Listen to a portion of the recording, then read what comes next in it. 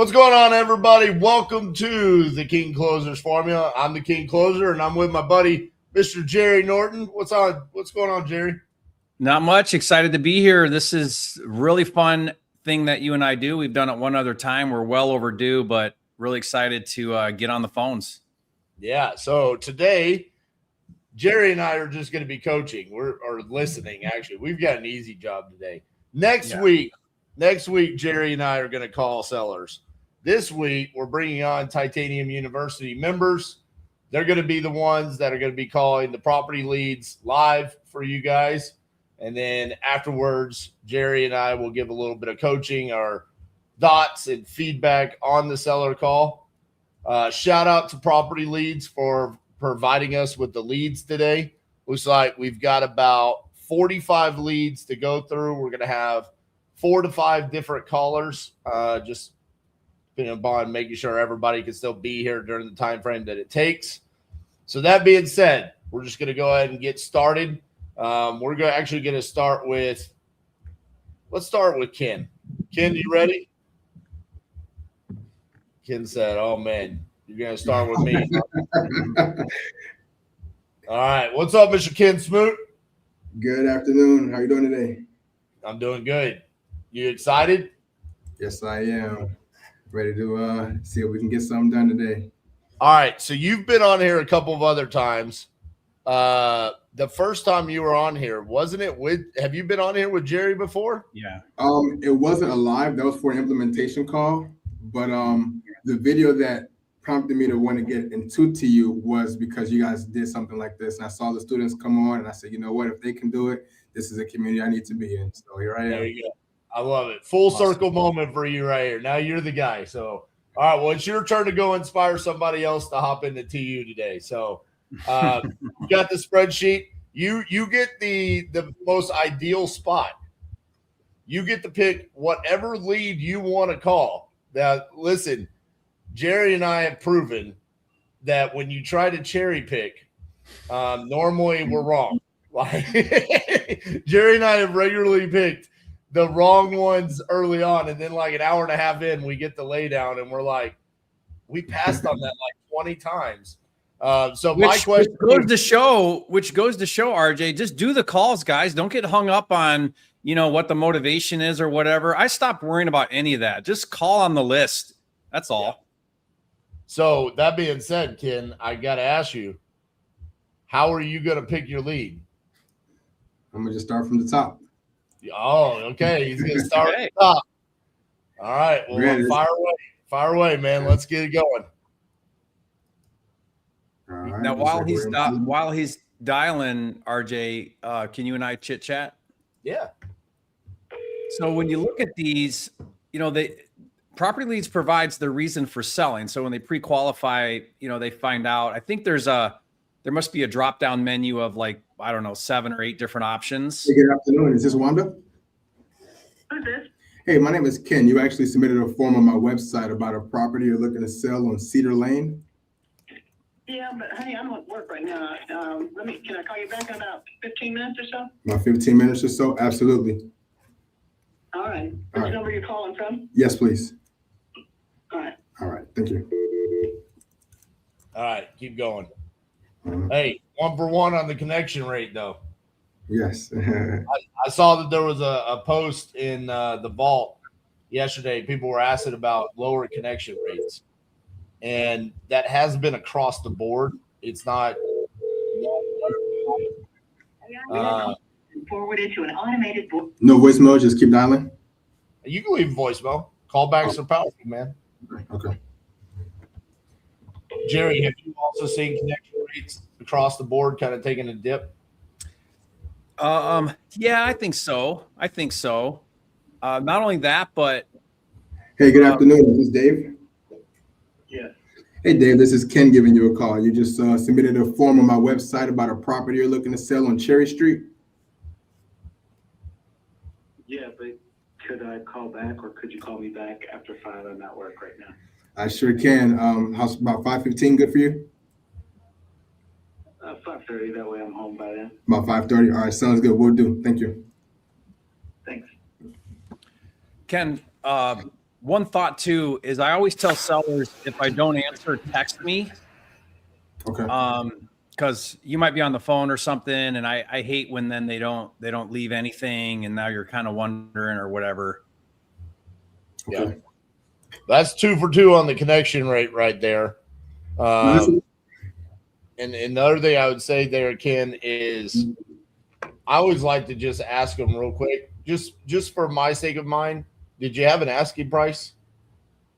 Just to get that, because then it's like when we go into it, you could kind of already know if it's a really good deal, what the price is. You can kind of comp and underwrite it a little bit before knowing that you're going to speak to them at 5:15. Mm-hmm. And what I've seen, RJ, is when people say, I got to go, I can't talk right now. If you ask like that one little before you go question, sometimes they just keep talking and you end up having a 20-minute conversation anyway, because it's actually not true. They're at work, but they're not working, or, you know, they just sort of loosen up sometimes. Right. Mm-hmm. Thank you for that. That's one thing too. I know when we had our one-on-one a few weeks back, RJ, we were talking about my connection rates being low because I was calling like some older leads. I will say since I've kind of gotten back into property leads over the last week and a half or so, I have gotten much better connection rate. So love it. Keep going, man. Those don't count. We ain't kicking you off for just saying they're at work. Yeah. Another thought, RJ, I'd love to hear your opinion on this. Oh, this is that first seller calling back, actually. All right. Hey, good afternoon, Wanda. Thanks for returning my call. You just call me. Yes, this was about the property you're looking to sell over on Cedar Lane. Yeah. All right. Do you buy houses or are you a realtor? No, ma'am. I will be looking to buy this property from you. Okay. All right. Well, we're asking 545 and no less than that. 545, no less than that. All right. What's got you looking to sell it? No less. Pardon me? What's got you looking to sell it? We have another property that's a little smaller and we'd like to downsize. Mm-hmm. Well, if you already have the other property, what's stopping you from holding on to this one? I'm sorry? I said, since you already have the other property, what's stopping you from holding on to this one? From doing what now? From holding on to this property. Why don't you want to keep it? I don't want to. It's like 30, 40 minutes away. I don't want to rent it. I'm already renting the other one. All right. You said it's about 34 minutes away from where you live? 40 minutes. Mm-hmm. About 40 minutes away. All right. How'd you come up with that price of 545? Because it's valued at 590. So it would be a lot less than what it was valued for. Why don't you want the full market value for it? Well, that's giving you guys a break. If you want to make 590, that's fine. Oh no, I'll take a discount if I can get it. Okay. I don't know who's got a problem doing that. Let's see here. I'm just curious what's go ahead. There's nothing wrong with it. Okay, so if that's the case, what's got you looking to sell it to an investor instead of listing it on the market and getting that full value? Are you interested or not? I'm not here to answer 100 questions. I am interested. I'm interested in purchasing an investment property. Mm-hmm. Yes, I'm interested in purchasing an investment property, not at full market value, because that's the opposite of an investment. Okay. Well, I wish you the best with your search for a buyer, okay? Yep.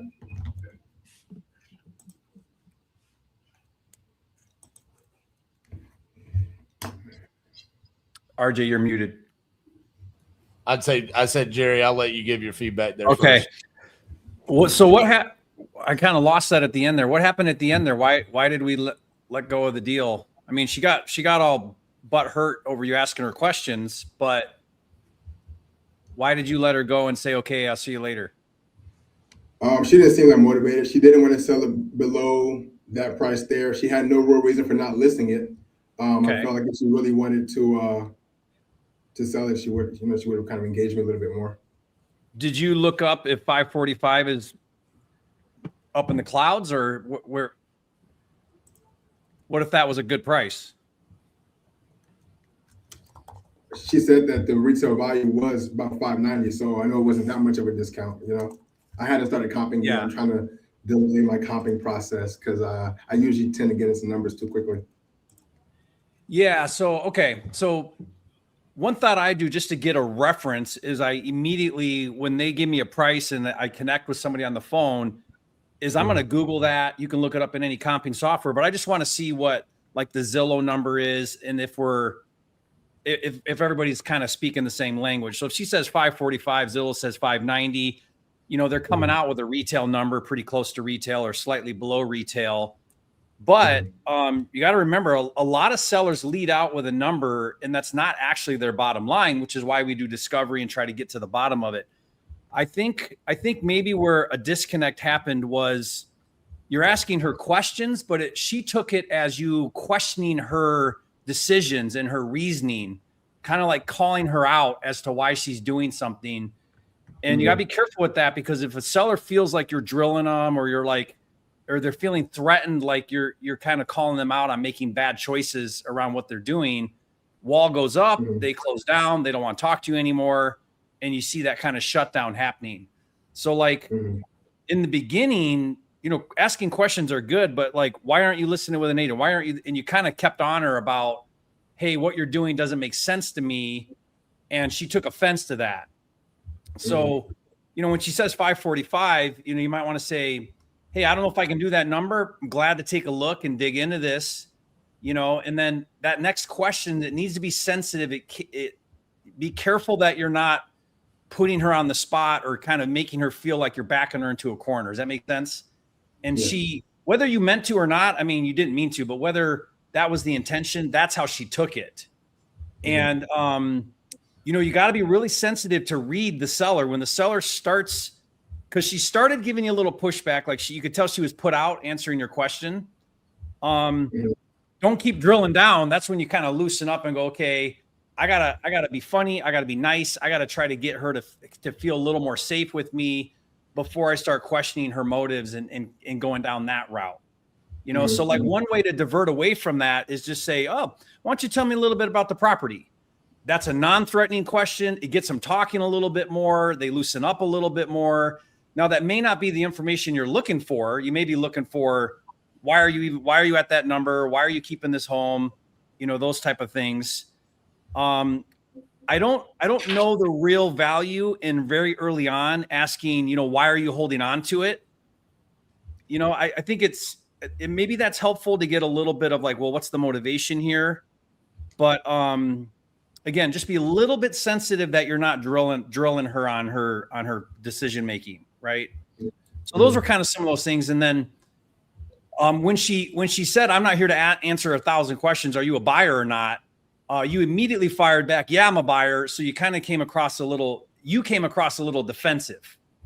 And I'd be careful of that. No matter what a seller says, none of it's ever offensive to us, right? Because this is what we do. So there's nothing a seller could say to you that's going to offend you or hurt your feelings. Now, that's not the opposite. You say one wrong thing and now they're offended and they're all, that because they're emotional. But we're not emotional, or we shouldn't be emotional. So then what I would have done is I'd have taken a step back and say, hey, I'm sorry, I didn't mean to offend you. I talk to sellers every day like this. I'm really just trying to understand where you're coming from. I didn't mean to offend you there, and sort of kind of like backpedal a little bit to see if she'll come back around to like opening up to you, rather than be defensive and say, well, yeah, I'm a buyer. Of course I'm a buyer, or come across that way. Anyway, those are a couple thoughts I had. Yeah. I'll take it a little bit of a different route, since Jerry, you kind of touched base on those, and I agree with kind of the tone of the call was like y'all were very like kind of butting heads, and you do want to find a common ground that y'all can have a conversation about, and that didn't happen, and I thought it could have happened pretty easily, Ken. Did you ever get this pulled up on Zillow or in a comping software? No, I had it typed in on PropStream, but I was more so engaging with her. And when she said that she wasn't really going to budge on that price, I figured she already had told me that it was close to the market value. You know, I do see in Zillow that it was just listed at $599. You know, and it didn't list for anything. So that's your talking point. That's why I asked you, did you get this pulled up? Because I agree. I didn't see the value in the question of why wouldn't you just hold on to this? I mean, honestly, Ken, think about the question that you asked.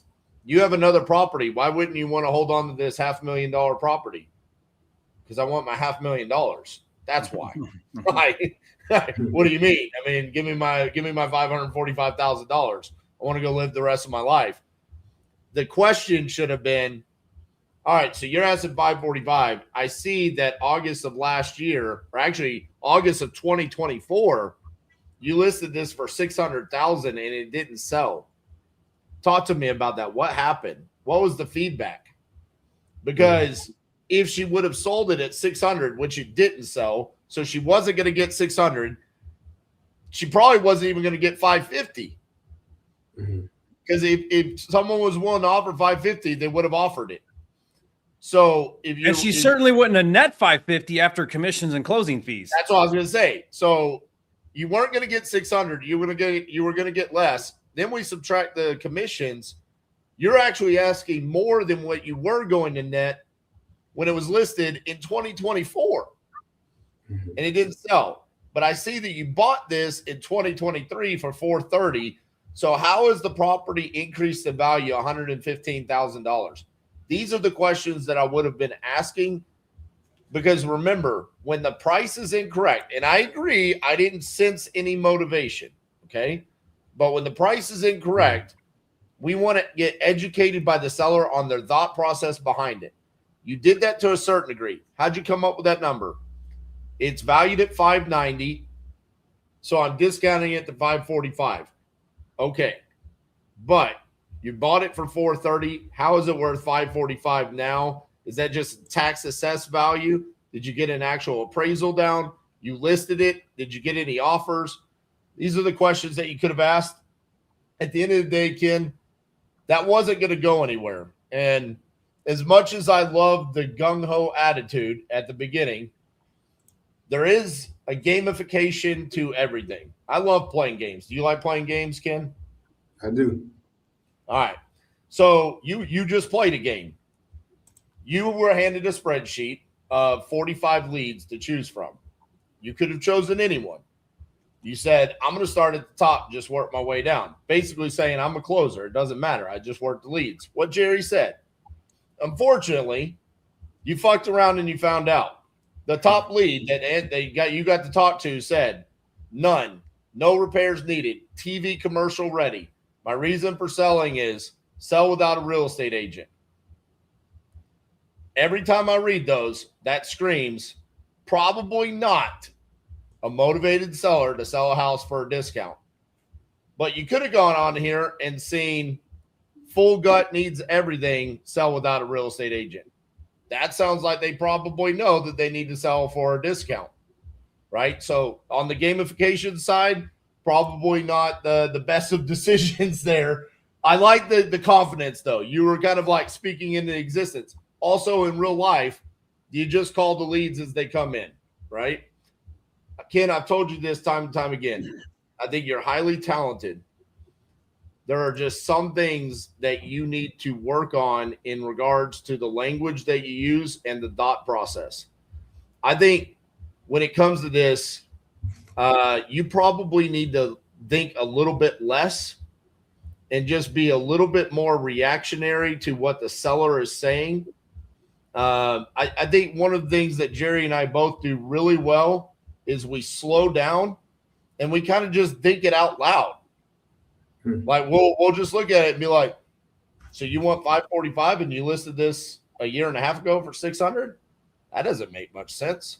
And we would say it like that, kind of like humorous, like that doesn't make a whole lot of sense, right? And maybe we do get hung up on. We both have on these live streams, but we've also seen us both get six-figure price drops from asking those types of questions.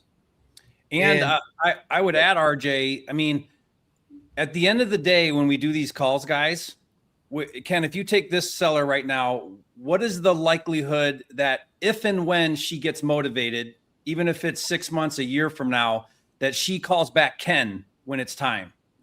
Right now, it's 0. But if you leave on a good note, if you leave this on a good note where, hey, maybe we can't come to an agreement, but man, if something changes, call me. I'd love to help you out. There's a remote chance that seller calls you back in the future. And we want to leave every call with the door open, with the hope in our mind that if I have enough of these conversations, and I do this every single day, I'm going to get callbacks when these sellers finally get motivated. I mean, I see comments that are like, oh, I get leads like that all the time. Oh, that's a horrible lead. That's not a horrible lead. You're just early in the process to a seller being motivated. At some point in time, this lady's going to wake up. She's going to be ready to sell, and she's going to call somebody. Maybe it's an agent. Maybe it's you. She's going to call somebody or do something more proactive, get more real about selling this property. I want to make it so that when that moment comes in time, they think, oh yeah, I talked to this guy, Jerry. I saved him in my phone. I'm going to call that guy because I had a great conversation. I don't remember what we talked about, but I remember I liked him. I trusted him. I felt like we had a real good conversation. That's every call needs to end that way if you're playing the long game. Right. There has to be a solution there, Ken. You didn't find her problem and you didn't offer her a solution. That's the key there. Every call has to end with some sort of solution there. And in reality, when she said there's nothing wrong with the property, if there was nothing wrong with the property and it was valued at $590, she would have gotten $590. So that's where you should have tried to find out what is the true issue as to why your house isn't selling. You said, why are you trying to sell this house to an investor? She doesn't know. She just wants her money. That's all she knows. She saw an ad. She clicked on it. She was hoping you were going to say yes to $545. That's it. So, again, I hate that it went down this way because I wanted to see you have a true conversation there. So here's what I want to do. Hang around. If we still got fresh leads at the end, we'll bring you back to try to get a more solid call in, okay? All right, sounds good. Thank you. Thank you both. All right. See you, man. All right, let's bring up our next caller. Steven. What's going on, brother? Hey, RJ. Good to ready? see you. Good to see you. Oh, yeah, you bet I'm ready. You want to hear something crazy? Yes. So Cesar Lacosta, he does call reviews, I think, every Monday. And right before joining TU, I did a review with him just for kicks. And I think Ken did a review with Cesar the week prior. So there you go. There we here go. I am again, following right after Ken. There you go. All right. So if you see over on the right in the private chat, there's a Google Doc of leads. You see that? I do. All right. So those are all of our leads. You got the repairs needed, the reason for selling, the time frame, everything that you could choose any of those leads. The green are the ones that Ken called. I'll mark them green if they answered. I'll mark them red if they didn't. You get to choose which lead you want to call. I appreciate it, RJ. If you don't mind, I'm going to go ahead and just call some of my own leads, if that's just as good with you. Can we got to call these. Yes, sir. In respect for property leads. They gave them to us, so I want to respect them. Oh, I understand. Thank you, property leads. All right, cool. So anything after the green works? Anything after the green, yeah. You don't want to call those greens. By the way, Ken is also going to be getting a call back on that one. I'd be curious to see how that one turns out for him. Which one you calling? I think I'm going to call row 6, Cheryl Marion on 3333 Pioneer Drive there. It's Cheryl Kelly. Marion is the county. Okay, thank you. Thank you. Yeah. Good. Cheryl Kelly. Good. You picking that because of the location? Why'd you pick that one? You know, I was just looking at repairs and maintenance needed, and I just saw a remodel Gotcha. on it. You know, Oregon doesn't make a whole lot of sense, but I mean, I said I'd do it, so I better do it. Yeah, let's do it. Yeah. So while he's dialing, RJ, the reason on that one is sell without a real estate agent. So guys, when you pick one of those, be ready for them to take the retail value less what they think are commissions, and that's the number they're thinking. And this goes back to Ken a little bit, RJ, and I know you run into this all the time. For some reason, sellers think investors will pay full retail less commissions. Yep. And it's really common. And so we look at that and we think unmotivated seller, it's really uneducated seller. And so like I have a conversation and I help them understand, look, an investor paying cash is not paying retail less commissions. They need a much bigger discount for it to make any sense at all. Yeah. And so like most of the time when I see that, it's just helping that seller understand that the way you're looking at this is totally off. That's not how investors work. Facts. They pay retail less, 60%. Was that a voicemail there, Steven? It was, yeah. All right. Do me a bit. When you call, are you on speakerphone? Yeah, I'm just speakerphoning on my cell phone, but I can also use. I just want to make sure that we can hear the seller. That's why I was asking. Yeah. What's the best way to do that? If I were to call with Resimply, would you think our audios would sync up? Is your microphone the headset? Yep. You're just gonna have to hold your phone on speakerphone close to the microphone. Okay, I can do that. So we're gonna go to the next seller in Edinburgh, Texas here. Got it. Mr. Oscar Gonzalez on row 8 there. All right.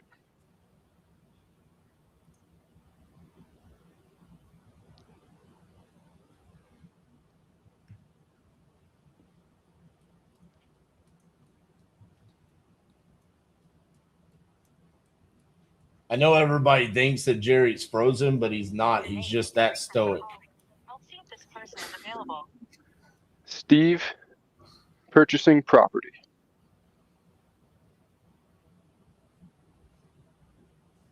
Thanks, Steve.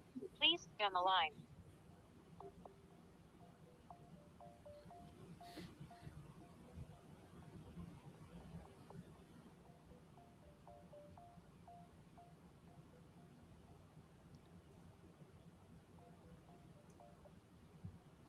Hello? Hey, is this Oscar? Yes.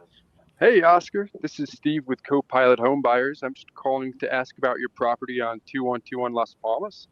It looks like you spoke with someone on my team about needing to sell it. Is that correct? That is correct. That is correct. All right. How much do you want to get for it? 4 to 450. 4 to 450. All right. How did you get to that number? The square footage and all the amenities I have on mine. All the amenities. All right. Yeah. Okay. What do you have going on? Huh? What do you have going on? Well, I got a swimming pool. I got a 1-part golf course. I don't know. I got a lot of things. Okay, man. You said a four-par golf course? What's that mean? I've never heard of that before. Well, 4 holes. Oh, 4 holes. Okay. A quick little 45-minute jaunt. That sounds nice. Yep. So, okay, what makes you want to sell this place? What's the occasion? No big deal. Just probably moving with my daughter. Are you moving in with your daughter? Yep. Okay. Is she in town or where's she at? Yeah, she's in town. She's in town. All right. Well, that's cool. Let's see here. And what condition do you want to leave the property in? I mean, what's it like right now? It's very good. All right. Nice grass, nice trees, lots of shutters, Okay. swimming pool. Okay. I'm looking at it on Google Maps right now. It looks nice. I mean, what makes you, why don't you want to sell it with like an agent and list it on the MLS? Oh, I'm gonna do that. Oh, you're gonna do that if I don't come through? Okay. Cool. Well, shoot. I think if time is no object, that's the way to go. But I mean, do you have a need to do this quickly and easily? Maybe.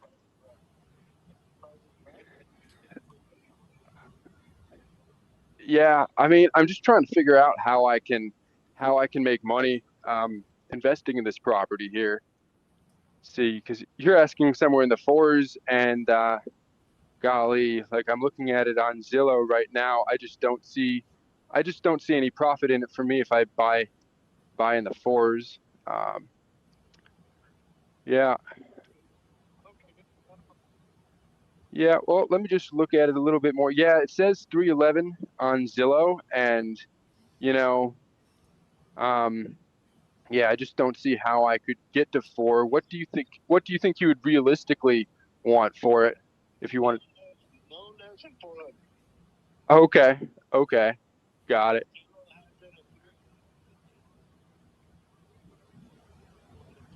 Yeah, yeah, that's good. That's good. I think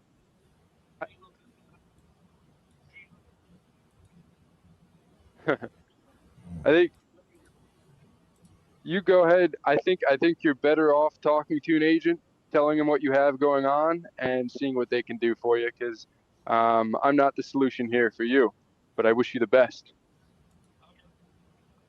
You're welcome. Bye bye. All right.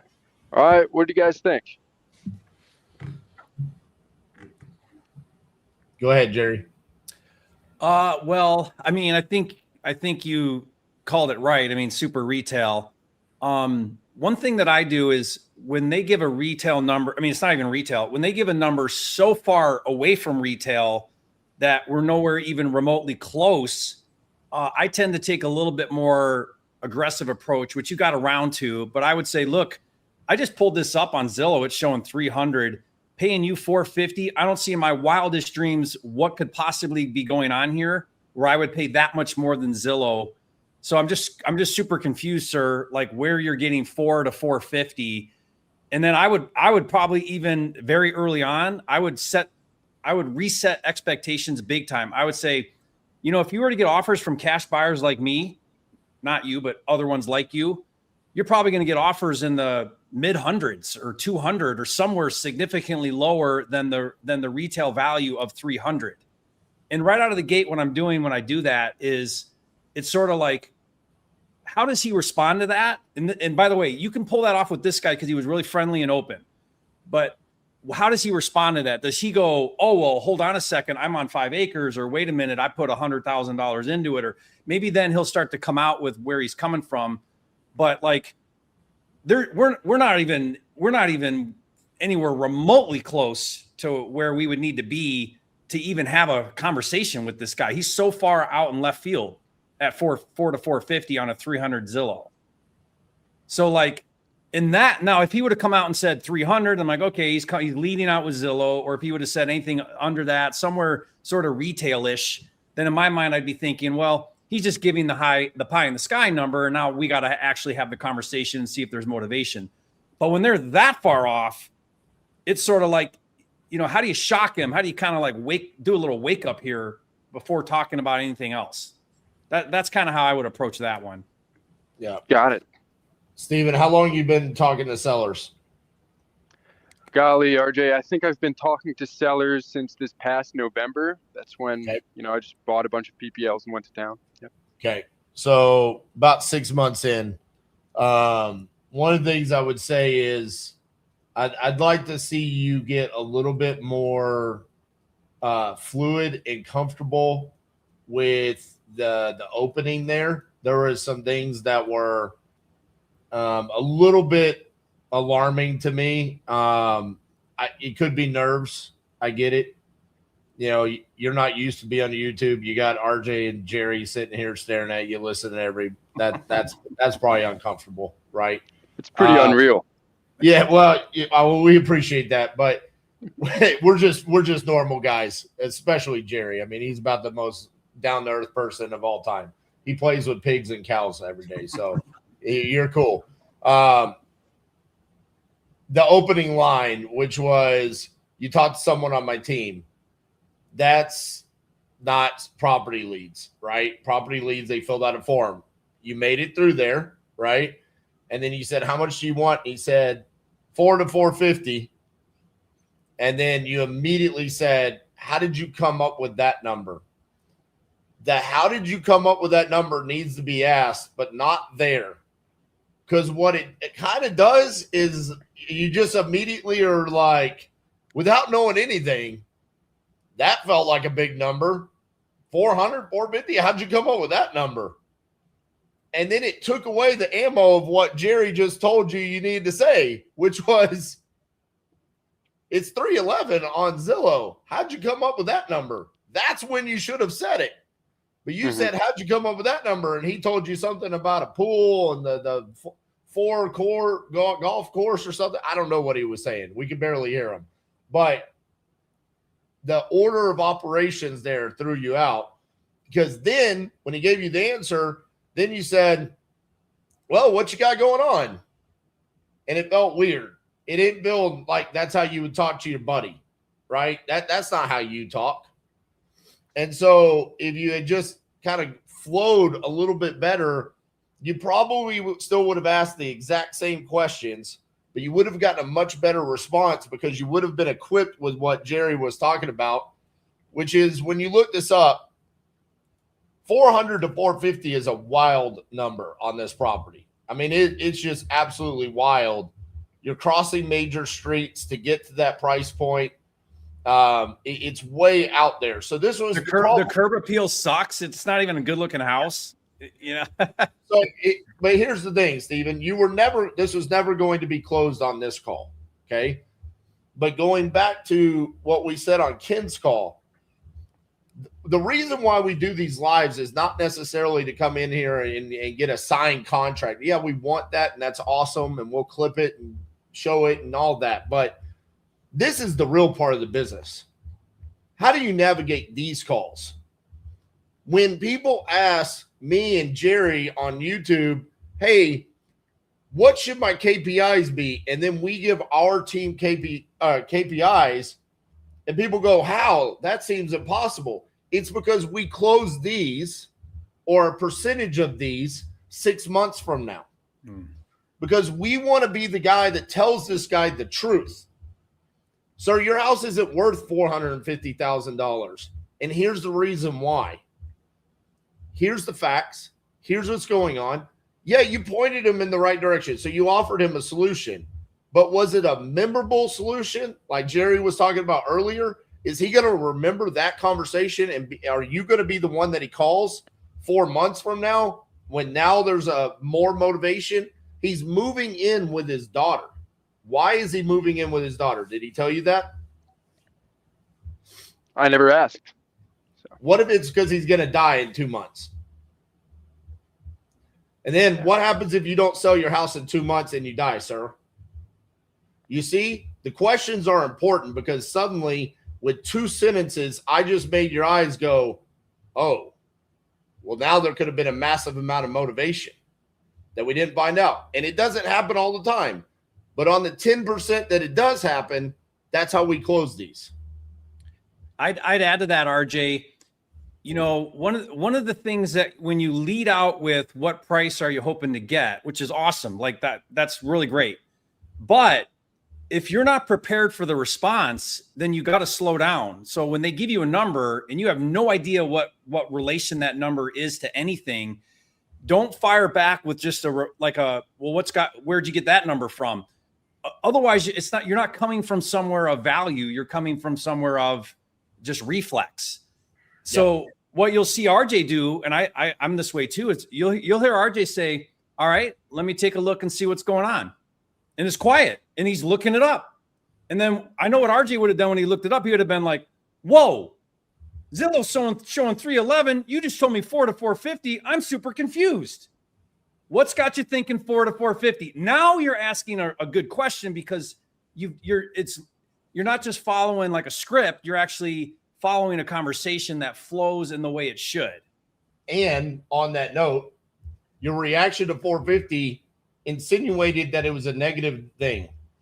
What would have happened, Stephen, if you looked it up and the ARV on this property was 1.2 million. Would you have regretted saying, how'd you come up with that number, and kind of insinuated that it was a bad number? I sure would have. Yep. But because what we want to hear is 50,000 or 20,000, that's when we start, our ears perk up and we go, ooh, this could be closable. 400 to 450, that feels like it's not closable. That's a small percentage of houses that would fit this criteria. So we naturally, again, you just kind of made some assumptions there. But overall, I think for being 6 months in, I could definitely see with a little bit of crafting there, more reps, you could absolutely be really solid at this. I would like to get an actual call review in with you. One where it's like from front to back, 10, 15, 20-minute call where the price is incorrect. I want to hear you actually try to overcome that. This was kind of like, it's way too off. There's no motivation. I'm gonna pass on this. I'd like to see a little bit of a different style call there. But that being said, why don't you hang around, since we have had a freaking 75% connection rate? Let's see if we've got extra leads. We'll keep you around at the end. Maybe we'll just do like a medley with you guys just hammering out what's left. Okay. I appreciate that. All right. We'll see you in a little bit, Steven. Thanks, Jerry. Thanks, RJ. See ya. All right. Let's bring up Mr. Quinn. Heck yeah. Excited to be here. All right. Quinn, you had a pretty decent showing the last time we went live with the Fizzy leads. You had a pretty good call. So that dude just disappeared. I gave it to Jamil. He called him twice. He blocked his number twice. Like, I don't know what was up with that guy, but it was like he decided he wanted to not sell his house. That's what happened. But it was still a really good call. So appreciate that. I think I'm gonna buck the trend and go for the one that was in Saginaw, because I both like that area and it needs a full gut. So boy.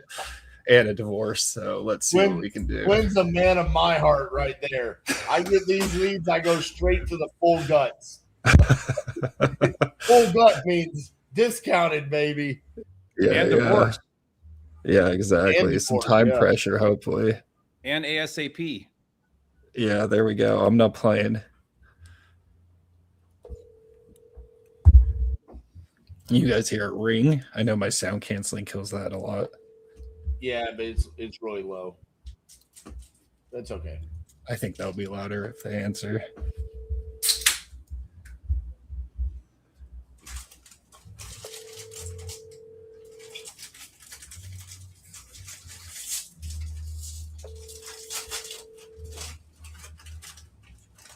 And I guess I'll probably just go straight down from there. Well, I'll probably skip New York, but 1413996.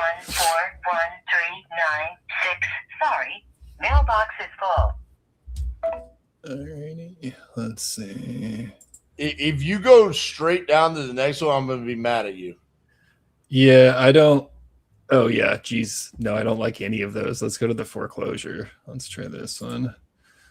North Dakota. Is Danny Herman have buyers out there? That's South Dakota. Bro, that's why I'm just gonna tell you which one to call. Okay, I'm doing the Babe Ruth moment. Okay, call 43. Right. 43. Okay. All right. And perfect. Full gut. Is that why, RJ? Full gut. Emergency reasons. Missouri. My eyes were getting 60. Why does that number? There's a potential alternative number too in the far column. Yeah, I see that. I think it's the same as the other one. Oh. Oh no, there's one number different. Wild.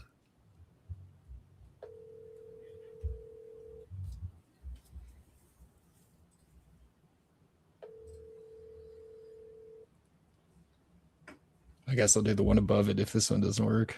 Your call has been forwarded to an automated voice messaging system. Stephanie, can you not watch this on Titanium University's YouTube channel while making fun of me for drinking a salted caramel cold brew? Finished recording, you may hang up or press 1 for more options. To leave a callback number, press 5. Hey, Christine, Quinn Zapata, please give me a call back at 971-238-9254.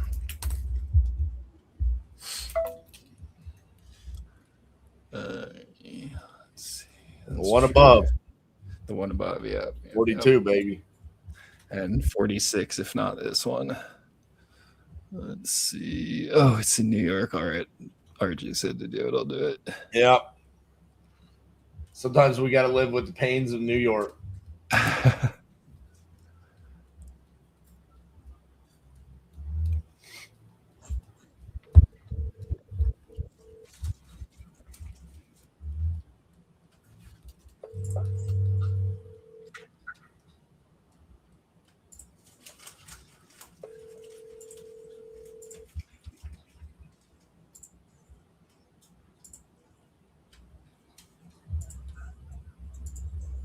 Did you see that, Jerry?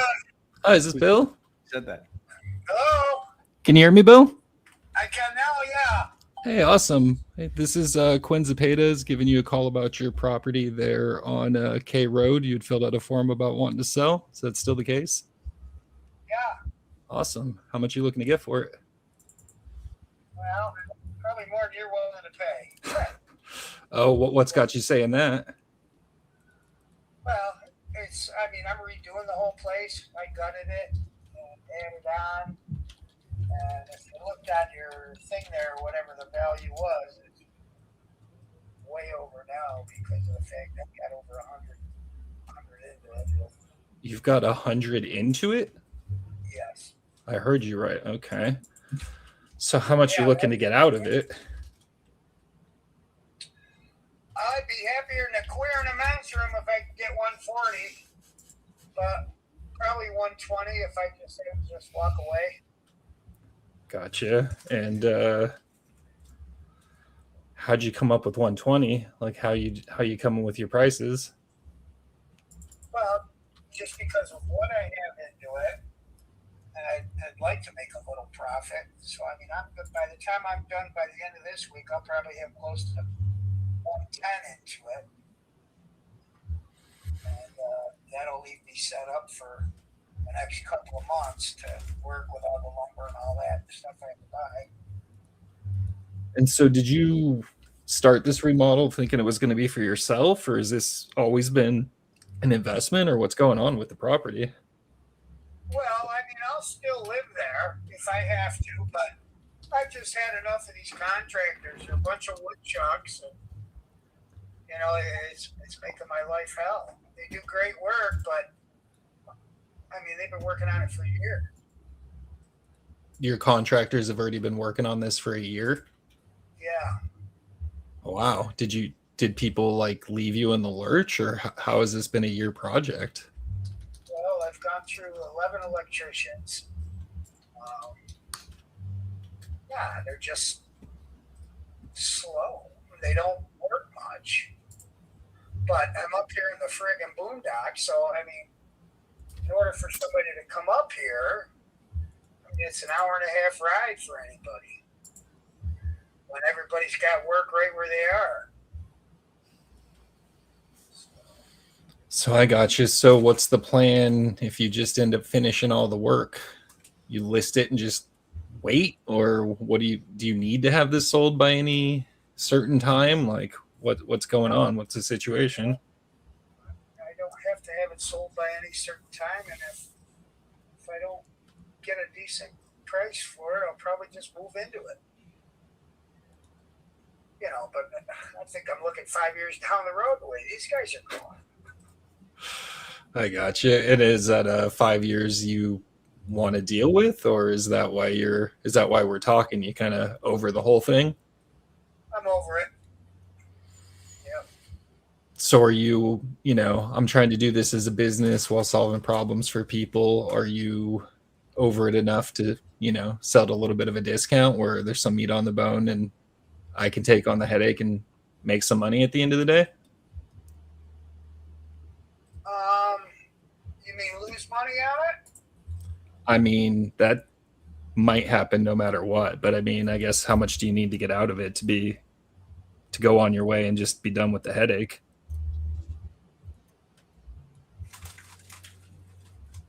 I don't know. I'd have to sit down, but at least now 125, 130. 25, 130. And that's without taking a loss. That's, So that's just kind of what you're all in for. What would be your kind of like break even number? Yeah.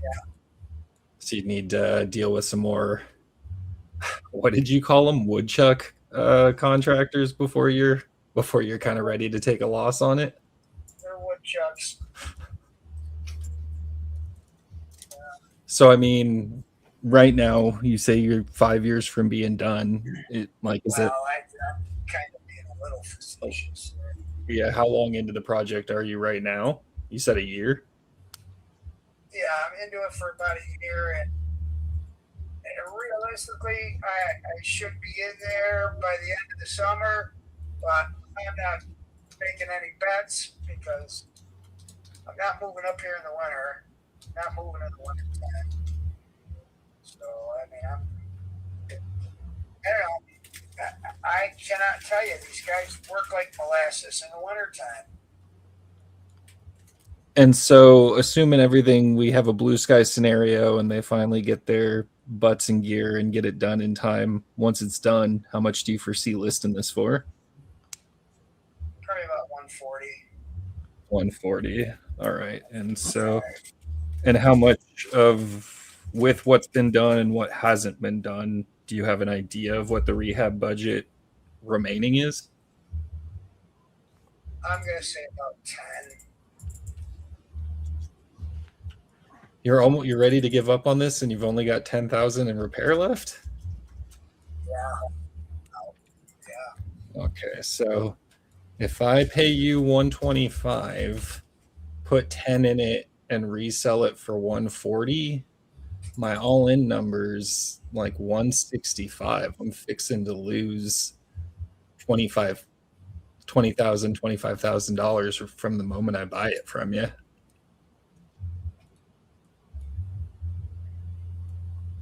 Okay.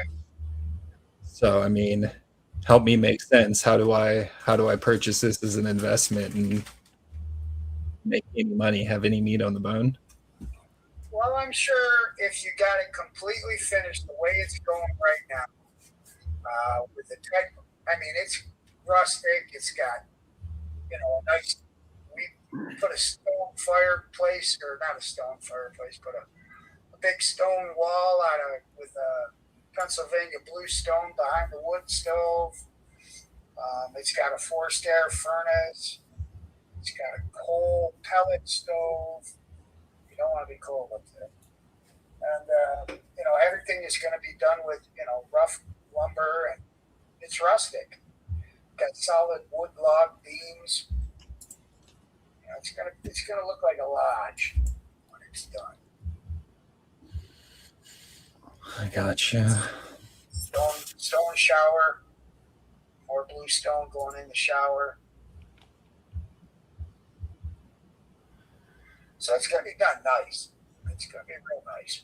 So of all those things, what's been done and what still needs to be done?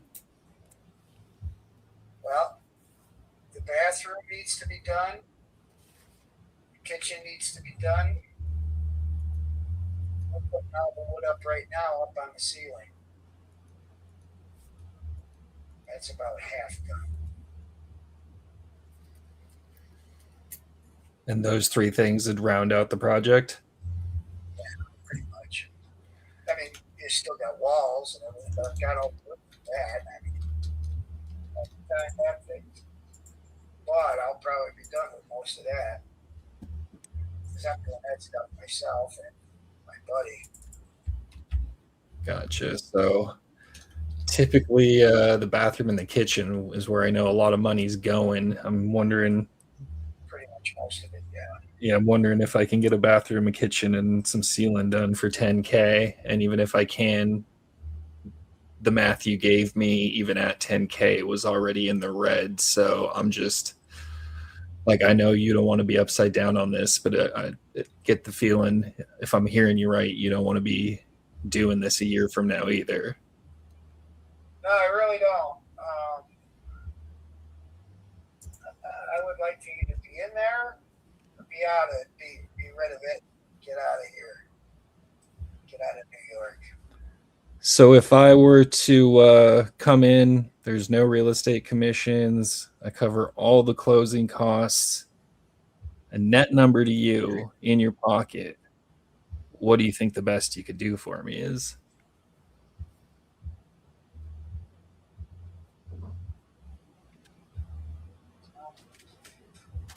I had an offer for 85. I turned that down.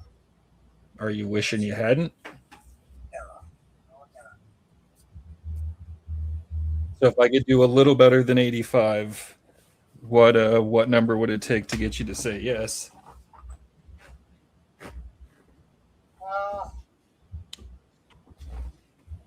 It probably wouldn't work for you because I'd want more than you're going to want to pay. I mean,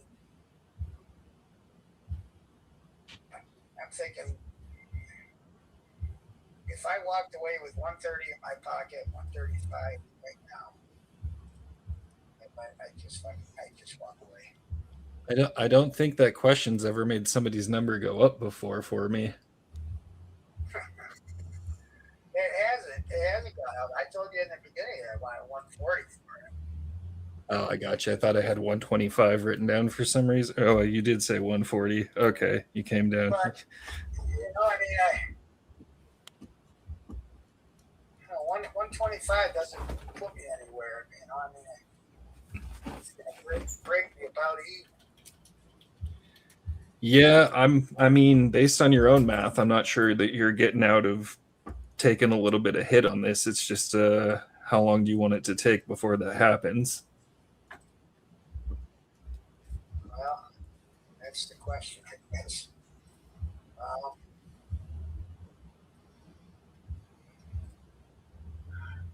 don't know. Can you let me stew on it for a little bit? Yeah. And just to kind of give you an idea, as I've been looking into this, I think I need to be somewhere like mid 90s to like 100, that kind of range for this to work as a cash transaction.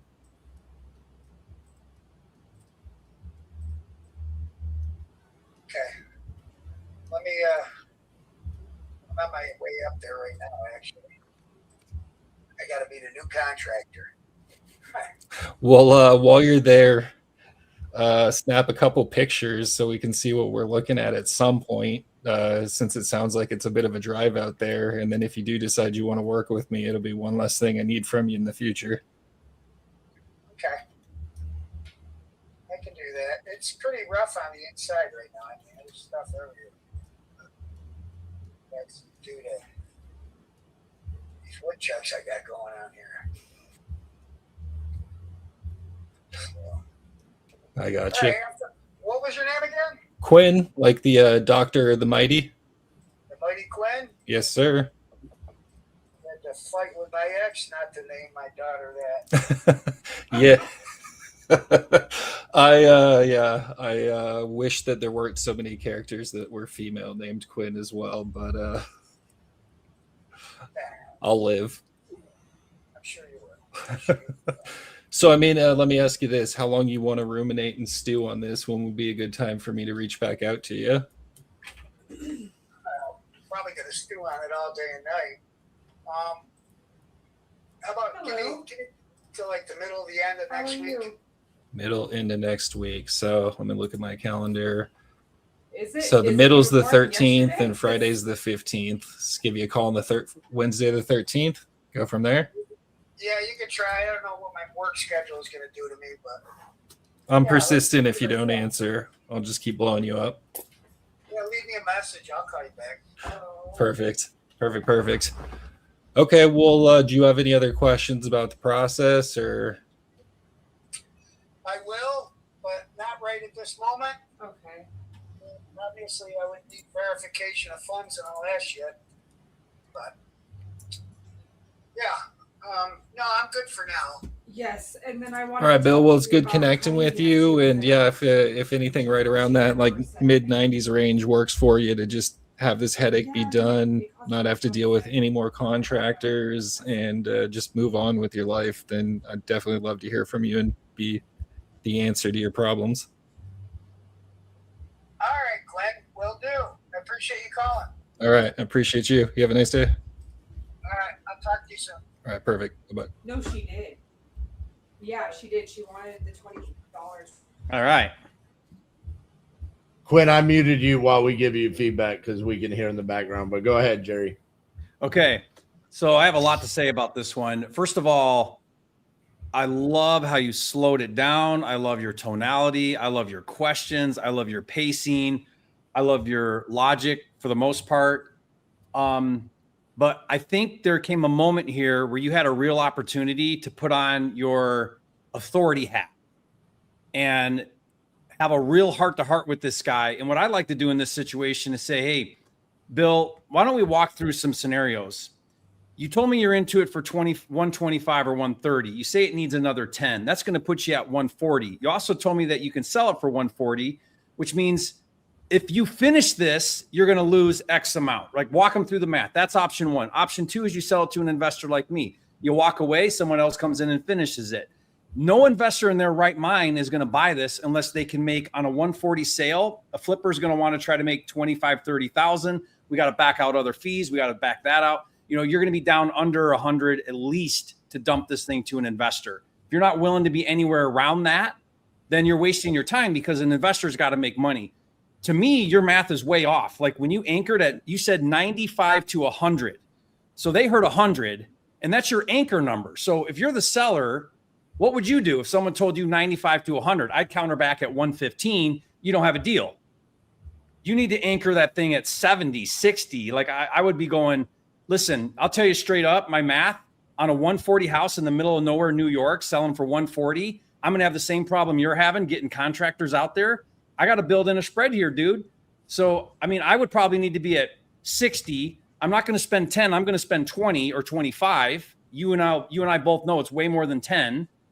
Right. And so like, I would just have that. You built the rapport. You had it.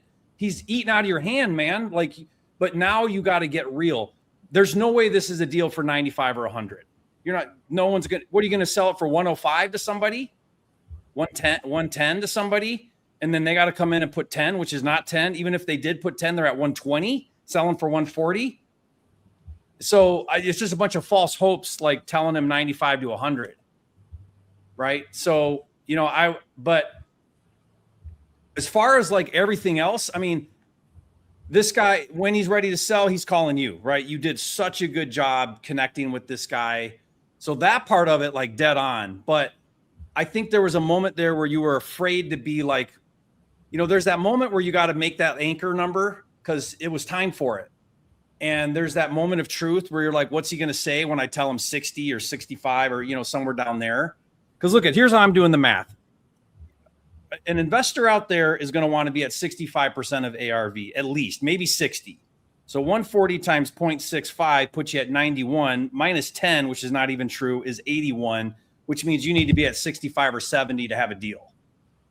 That's the math. And that's assuming his numbers are right at the 140 and the 10 and all that. His numbers are not right. So that's part of it is that I don't know if you saw it in the private chat. There is an active that's fully gutted right now on the market for 130. Yeah. And we have properties that are selling that have sold ranging from 375 to 231 with a little bit more square footage. But the seller is right in the fact that this log cabin look is selling for more. So, but we don't want to disagree with their numbers, Quinn, right? We want to take his numbers. And so he was giving you a point of leverage. So to Jerry's point, you could have kind of told him like 140 with 10, even though he was admitting to you that there's no way in the world that 10 could work, right? He's calling them the woodchucks. He's talking about you can't get anybody to come out here and do the work. He was giving you a lot of things there. And even when he said, you know, you asked him such a great question. You said, how do I make money? And then he went on to talk about rustic and a fireplace and this and that. And that was your moment to say, hey, Bill, you're still not answering my question. I get that. It's a nice property, but how do I make money buying it from you for 140 or anywhere near there? How do I make money? Yeah. But you using your logic, not my logic, not I think I could get more out of this thing or whatever. Because the one thing you want to think about is, you know, you want to negotiate against his numbers, unless his numbers are way off, and then you got to kind of bring up real numbers. But when his numbers are off under, which is what RJ's saying, you know, because now you can use his logic to actually come to a reasonable offer that makes sense. Right. You know, Jerry, it's one of the hardest things I've seen for closers to get used to is make these numbers make sense to me. Why would I buy it for this?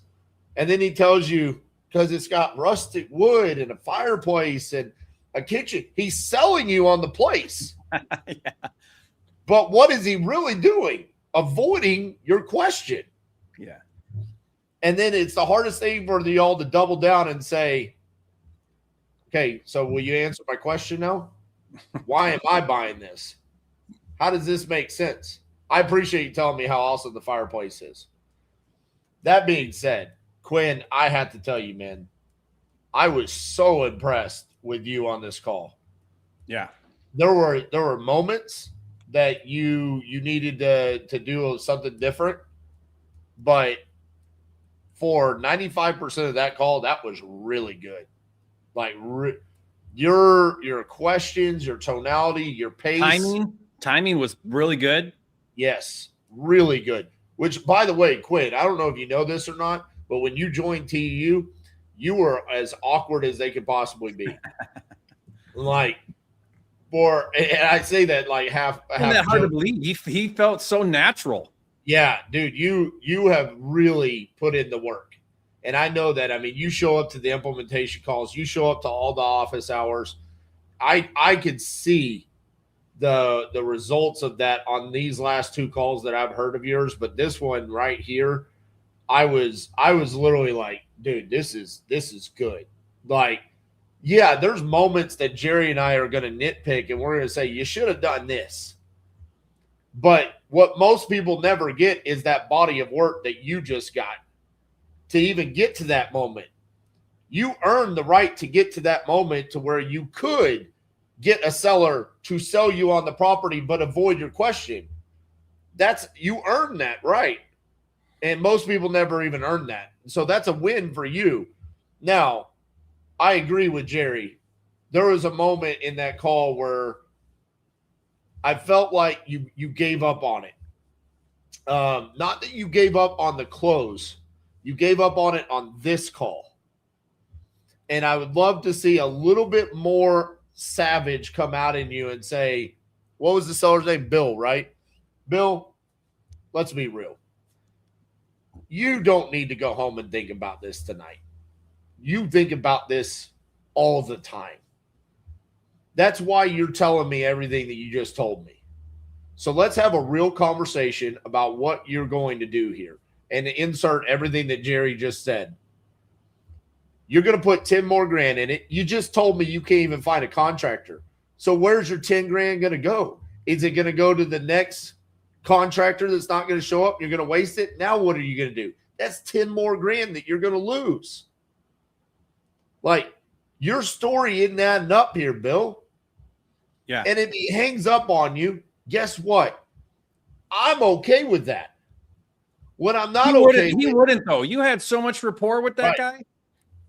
But if you shoot him straight and it goes south, I can live with that result. What I can't live with is we do so much right, and then we make the decision to get off of the phone in hopes that we have another opportunity to have that conversation again.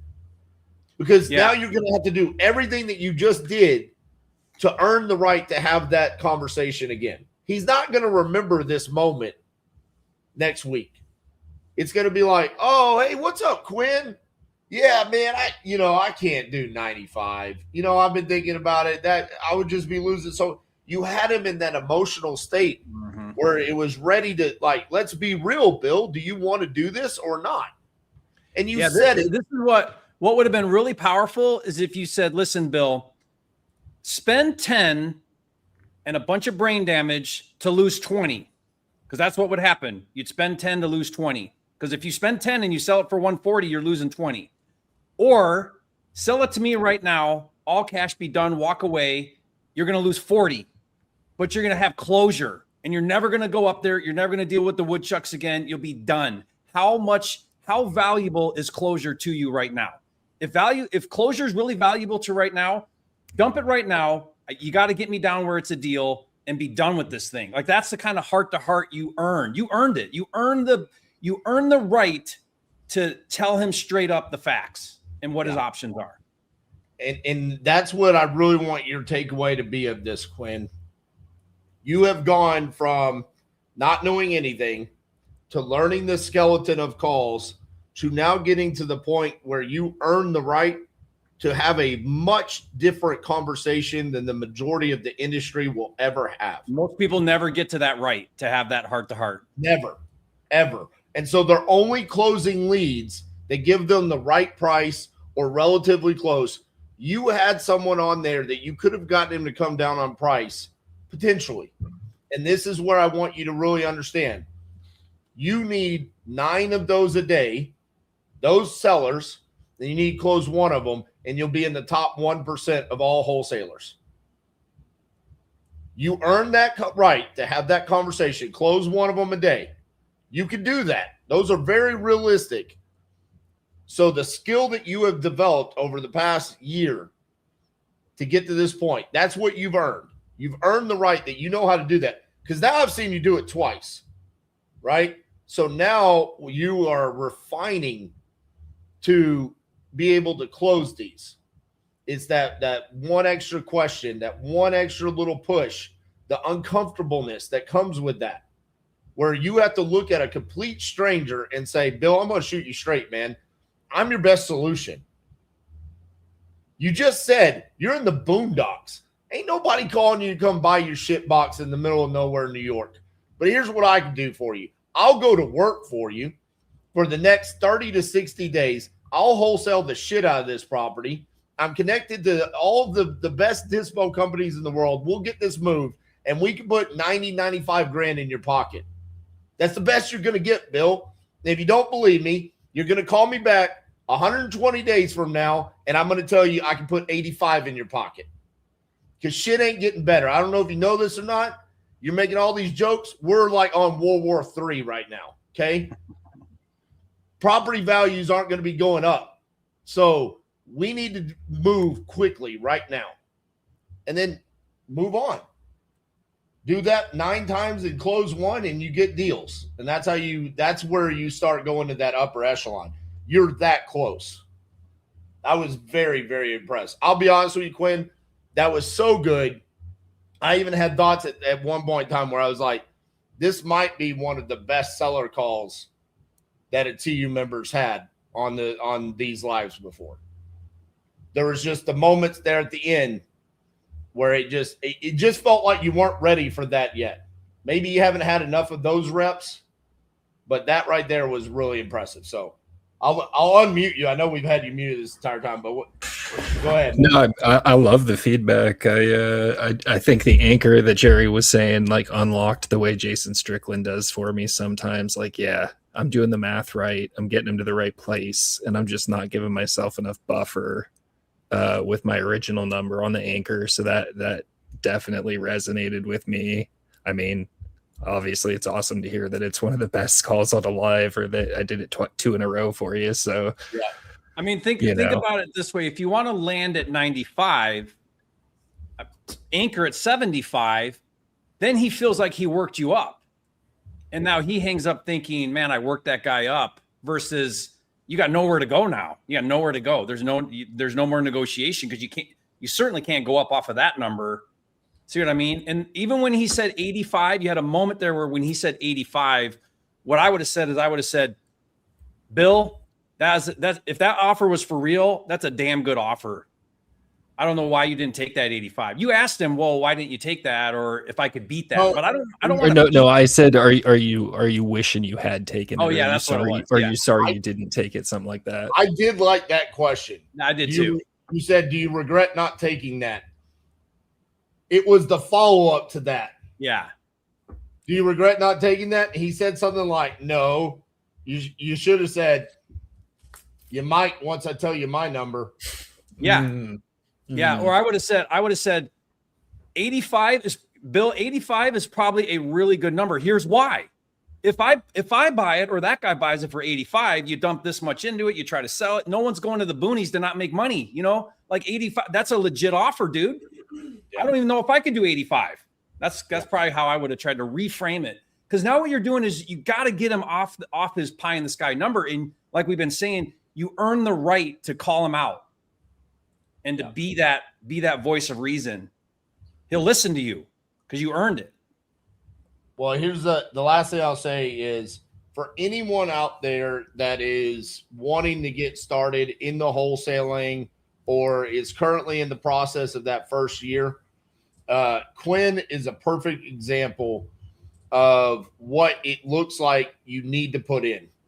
This man has put in the work. Yep. I cannot wait to see you get results, Quinn. I absolutely can. I will tell you, brother, when you start crushing it, I will make a video crying my eyes out because I know how much work you put in on a daily basis. This call made me so damn proud just to see the improvement that you've put in. And I see you every day. You show up, you put in the work. You're working with Danny. You're working in the office hours. Man, just I say it all the time. Don't fall in love with the results. Fall in love with the process. That's what you've done. And you can see it on this right here. This is so close to being like, I mean, if you just a few little tweaks there, I would go out and be like, I'll put Quinn up against anybody because you can't compete against that. Our competition doesn't talk about this stuff. They talk about the script and the condition and the timeline and the occupancy. And you were talking about his problem. We're talking about woodchucks and the boondocks. And like we're talking his language and his issues. I love it, man. That was fantastic.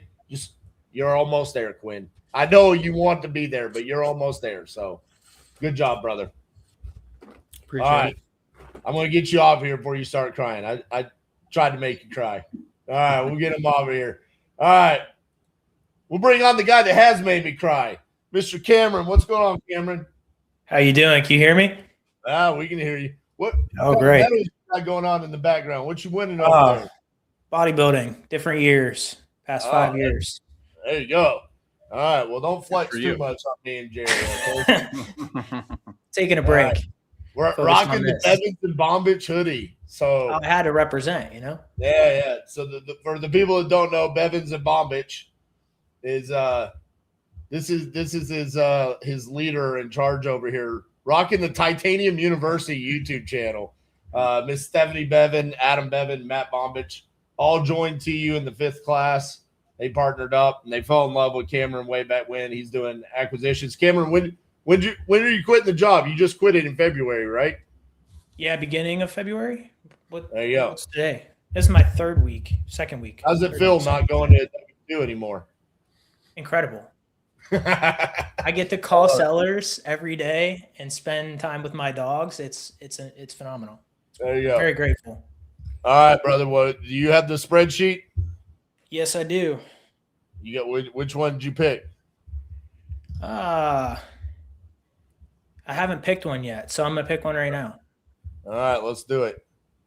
Yeah, I'm gonna do Craig.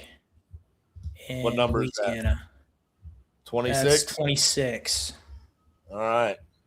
First of all, I also want to say hi to Jerry. What's going on, man? How you doing? Good. Good to see you.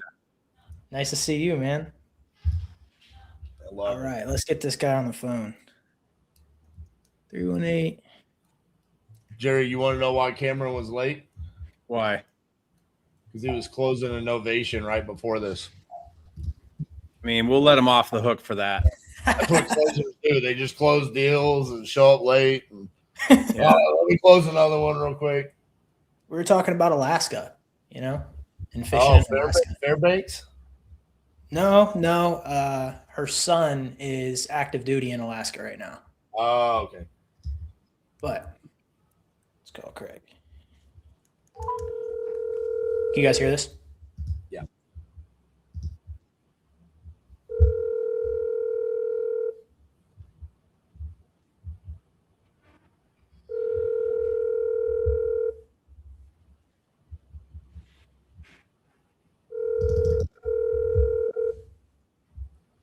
Your call has been forwarded to an automatic voice message system. 318-316-0007 is not available.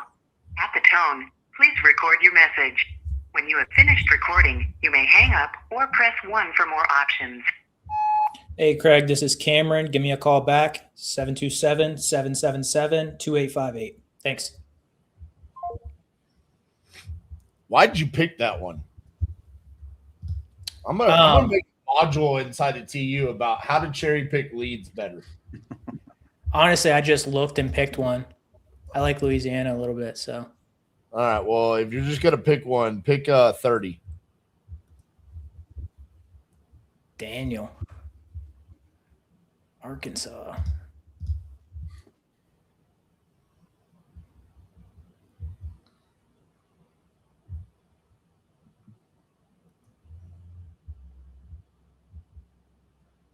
We've got a 50% connection rate on first dial. Good. That's real good.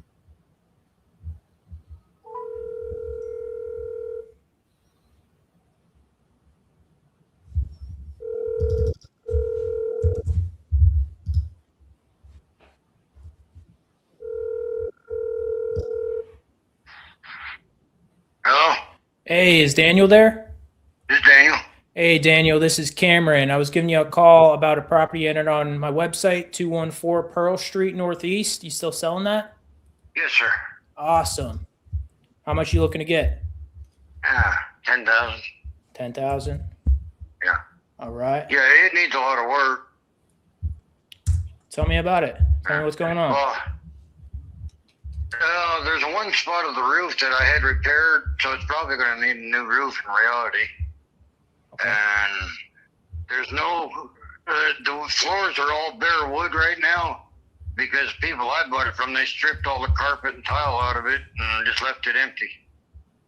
And the kitchen is not bad.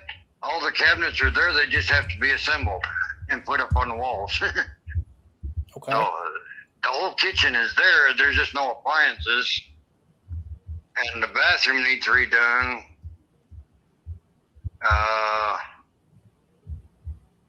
The front bedroom, living room, all that's in great shape.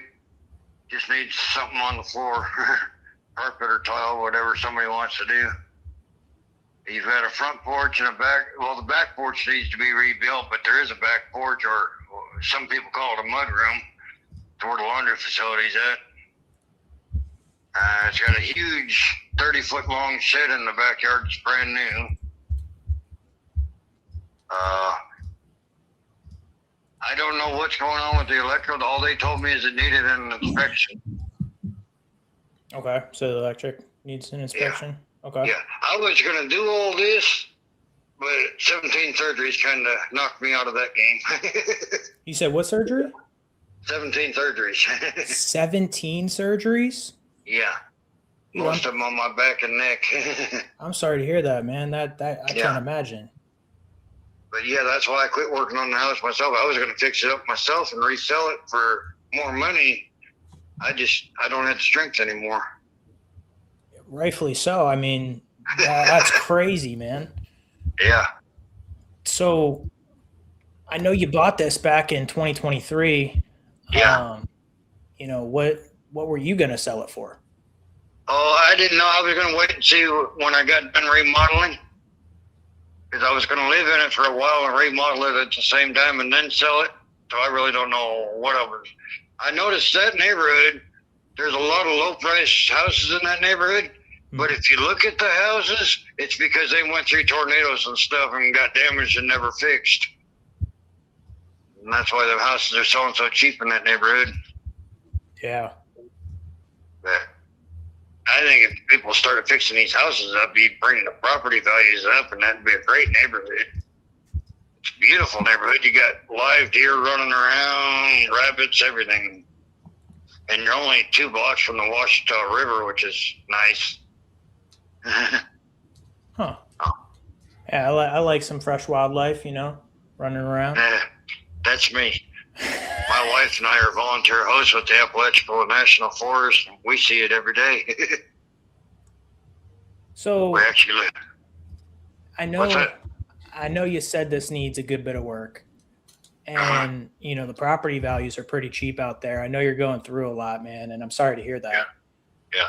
I would, as an investment, I'd like to make at least a little bit of money. And I know you probably put some money in yourself. Yeah. But beyond the purchase, I know you said you got the new shed in the back and everything like that. But, what do you think for repair-wise it's going to cost me? I think somebody could go in there with 15 to 20,000 and make it a nice place. I was at one point I thought about turning it into either a bed and breakfast or just a rental. You got a lot of traveling nurses in Camden, so a bed and breakfast, it'd be good if you could turn it into a bed and breakfast. Wouldn't have a problem keeping it full. Yeah. But that was my thought a long time ago. Then all this happened and everything's changed. My wife and I just want to find a piece of property and retire now. So I do have a question for you, man. I want to kind of circle back to these surgeries because I can't get past that, to be honest. That's a lot to deal with. It is. What happened, if you don't mind me asking? You're not going to believe this. I slipped in a puddle of water. You slipped in a puddle of water? Yep. That's what started all these surgeries. Wow. I had degenerative disc disease, so my bones break super easy. And yeah, that will do it. Yeah.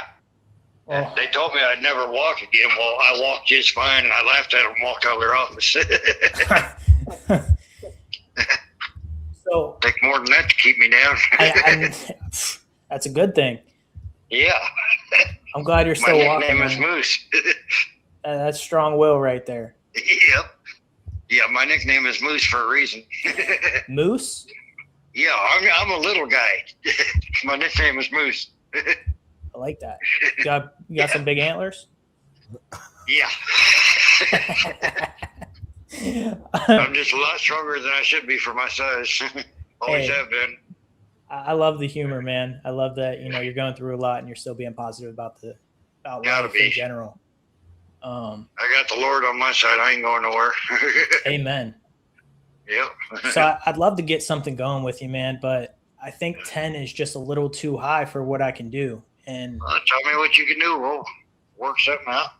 I'm going to need this pretty low, man, but I really want to understand, how much do you need that would make an impact to you? Because I know 10 is too much. Yeah, I started high purposely. My bottom dollar, 5,000. 5,000? Yeah. Well, I'm at like 1,000. So could we meet in the middle? Nah, I'm not going under 5. So what happens if you don't sell this? People offer me 5 for it, and I'm waiting. What you waiting on? A better offer. I can tell you there's nothing better coming. Yeah. Unfortunately. Yeah, I've got quite a few calls and people working on it, so I don't know. I got to try. What matters more right now? Cash in your pocket quick or the highest dollar possible and just let it sit and rot? Well, actually, it has been sitting for 3 years, unfortunately, but I don't want to let it sit, but at the same token, I don't want to take less than I've got in it. Well, I get that, but at the end of the day, if it's not going to sell for 5, and I know that for a fact because the numbers don't make sense. So, what happens when it doesn't sell? Because that's reality. Okay. Well, I'm just being honest. I'm shooting you straight because I don't want to waste your time. I don't want to waste mine. But at the end of the day, I want to help you. That's what I do. But the numbers got to make sense. Hung up. Ooh. I thought that was a good call. That we had a lot of insight in the chat. I don't know if you saw that, Jerry. Did you see that another TU member had that under contract for $3,500? Oh no, I didn't see that. So Noel Tyson had that under contract. Everybody in the TU Dispo portal turned it down at $3,500, Cameron. And all of the buyers would not give an offer even at $3,500. And Noel just had that under contract for $3,500. So it's funny that the seller was saying he wouldn't go below $5,000 because he was just at $3,500. Well, I knew 5 just wasn't going to happen regardless. Like 3,500, I could swing at it, but I didn't know that it was already under contract. Yeah. And I was kind of hoping to land right around that 3,500. That's why I went for 1,000 and then kind of let's meet in the middle. Yeah. So I got a couple ideas around that, Cameron. So first of all, when he gave out the 10 number, at that point, you decided we're gonna leave price alone. I'm gonna focus on connection, which is great. So you went back to his surgeries. You've been back to talking about what's going on and things. I would stay away from how much does it need in work? What will it sell for? None of that matters because he's asking 10. There's only 9 other numbers that could there be, right? So who cares about anything else? What I do when I'm dealing with a house that's under 10 and they throw out 10, what I would do is really quite quickly after that, I would say, is that the best you can do? If you would have just asked that, he would have brought it down to 5 because you got there eventually. It just took a while to get there. And then I feel like your anchor was a huge disconnect. And you switched tones. You put on your aggressive hat and you started hammering him, which is why he hung up on you. You went a little too aggressive. You went from super friendly, nice guy, I care about your surgeries to, dude, there's no way you're getting that. No way. This is so the way you want to do that anchor, I feel like, is it needs to be more of an idea. It needs to be really soft. It needs to be somebody else. So I say things like, if you were to talk to other investors, I think you'd be hard pressed to get $1,000. I mean, it really is just that. That way it's other offers or other investors. It's not you saying 1,000, and you want that to be an idea. So that way you've got, so it's not a concrete offer and you've got no room to go anywhere from there. Because if you just come gauge right their out emotion and and response. Yeah, here's the problem. When you say the most I can pay is 1,000, and then you come up off of that, you lied and you lost integrity. So you want it to be sort of like, man, I'm feeling like I need to be somewhere around $1,000. I mean, I'd love to get cash. And that's the other thing I would say. I'd say, look, if you want to get done with this thing, stop having property taxes, stop dealing with any of these issues, stop getting phone calls like you're getting from me. I can give you $1,000 somewhere around that in 2 weeks, cash in your pocket, get done with this thing. How's that sound? But I think though you were really like you said, like, how much do you need? That's a dangerous question. I think it needs to be the right context to ask that question. How much do you need to get out of this? And you came right out and you said 10's way too high. So I don't know. I think I think you're really good, Cameron. I think they're at that end though. You might have got them down around that, and this is without any context. So you didn't know any of this about what RJ said with the 3,500. So I would have been trying to land at 3,500, anchored at 1,000 like you did. But I think I would have tried to get him there a little softer than the way you did, because he just hung up on you because I think you were too aggressive with it. Yeah, Cameron, I'm curious. How often do you kind of go aggressive like that? Pretty much never, unless I think it's not a deal. I was a little bit, because every interaction that I've ever had with you, you're always like one of the nicest human beings ever. And during the call, you were just so like caring, like, holy cow, 17 surgeries. What happened? I like nature. Right. But then you went, I will say, I didn't quite understand the thought process of going back to the surgeries the second time. Yeah. because it's not like we're talking about a $300,000 house that we know we need to get it for $150,000, right? We're talking about a $10,000 ship box. And so he's already admitted that. He's already like, I know it needs a ton of work. It ain't worth a whole lot. So when you went back, you know, you're like, I just got to know what happened. And he's like, I slipped on a puddle. I got degenerative disc disorder and all this stuff. And then it was that shift. It just came across a little bit, not that you are, but like two personalities, like bipolar a little bit, where it was just like, I need this at $1,000 and I'm shooting you straight. That sounded kind of like something that me and Jerry would say. Just me and Jerry would have not have been nearly as nice before that. We probably would have had the conversation about, right. I mean, I'm just saying it how it is. I mean, we would have been like, holy cow, 17 surgeries. That's crazy. What happened? Something maybe like that. You were like, oh my goodness, what happened? Like, you being empathetic. I think that's something that naturally you probably lean towards, but you need to use it when it's appropriate. And on this, I just didn't think it was appropriate. And then you didn't really use it. So be careful when you try to find something out about their motivation and their problem, because I don't even know if it was really his motivation. I think he just wants to sell this and get as much money as he can possibly get. And so I would have leaned more on your creativity of real estate. Like, I would have leaned what shirt are you wearing? Bevins and Bombage, right? I would have leaned on this.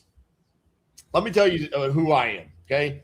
I'm Cameron. I work for this company called Bevins and Bombage. And actually, what we focus on is finding highly discounted properties that are in really bad condition, just like this property, and then locating an investor that comes in and does the work. What if, because we do this all the time, what if we just signed a contract for $1 right now, $1, and I go find a buyer for maybe $5,000, maybe it's $10,000, and we split those proceeds at the end? Would that work for you? That's you leaning on your creativity and also what your company brings to the table. Because then you're going to say, I'm going to get this in front of every investor, not 5 investors. I'm going to get this in front of every investor that buys in Camden, Arkansas. So I'm going to figure out what this property would be sold for. And then at that point in time, we would just split the proceeds. Does that work for you? That would be something that I would have tried to have leaned on there, is that you are a dispo house by nature. But also just leveraging who you are in a better way. I think you kind of defaulted to the empathy, and it wasn't that, like, that's a seller matrix thing, right? Going back to the seller matrix, where it's like, who am I talking to? Is this a logical or is this an emotional conversation? I think you tried to make it emotional. That wasn't an emotional seller. That was a happy-go-lucky guy. He's like, 17 surgeries, but I'm still here. I'm kicking. I got the Lord on my side. Like, bro, he ain't sad about it. He's laughing and joking with you. So I would have liked to have seen you match that energy, be optimistic, more energetic, and kind of solution-oriented than kind of the path that you took it there, because it felt like you were talking to a very disgruntled, tired landlord suddenly, where it's like, listen, bro, I'm shooting you straight. It's $1,000. Take it or leave it. And I didn't think he was that guy. So overall, though, I will say before you got to that, 90% of your calls, what you did, that's going to work really well, because you're not normally focused on $1,000 offers. And yeah, I like that, Cameron, you didn't lock it up at 5 and take his 5, and then you would have just been wasting time. I mean, I see that so often where, oh, you wanted 10, you're at 5. Okay, maybe I can dispo this for 10. And you were like, no, if I'm going to do a deal, I better get it for $1,000. Otherwise, I'm not wasting my time. So I'd like that. I'd rather see him hang up and you not do a crap deal that you're just going to back out of later because you can't move it, than to just agree to a number and take a deal and then find out you can't sell it. Yeah, I will say that. I mean, based off of what I just saw, I could assume your contract to close ratio is really high. It is, right? yeah. You're getting deals. He's not signing unless it's a deal. Right. And I gather that when you came in at 1,000 aggressive, it was like, oh, this guy's going for he goes for deals. Yeah. Yeah. And so I was really curious, like how he would respond to me being aggressive, because I kind of wanted to just get down to the point. And I really couldn't find anything on PropStream or pretty much anywhere. So once I could barely find anything other than Zillow. And I was like, all right, well, if I'm aggressive right now, which creatively I should have, right? I like that. I'm going to use that for sure. It was more so in that aspect of, okay, I don't want to waste my time. I want to help him at the same time. If I shoot at 1,000 and he tells me $3,000, $4,000, now we can kind of wiggle if he was to respond. It's either hang up or respond. But there's a couple of things that you could have done there, Cameron. And this again comes back to trial and error and reps, right? You've had a W-2 all the way up until 3 weeks ago. And so you've got what, a year under your belt of really doing this, but part-time. So this comes from experience over the course of time where you'll try things out. That was you trying out the aggressive route and it didn't work, right? Going back to what Jerry said, where probably everybody inside of Titanium kind of butt puckered for a second when he was like, blame it on a third party. They're like, oh my God, is Jerry about to say the fake underwriter? No, we still don't do that. But you can blame it on, hey, are you familiar with this property on Harrison that sold for $540? Like, what, you know anything about that one? Because, I mean, that looks pretty similar to yours, and it sold on the MLS for $540. That's wild. I've never even seen that. Also, when you asked them for the price and it came down to $5, your response could have been, I was hoping that it was going to be the number that I actually wanted, and it's not $5. Because then he would say, well, what number did you actually want it to be at? I needed it to be 1,000.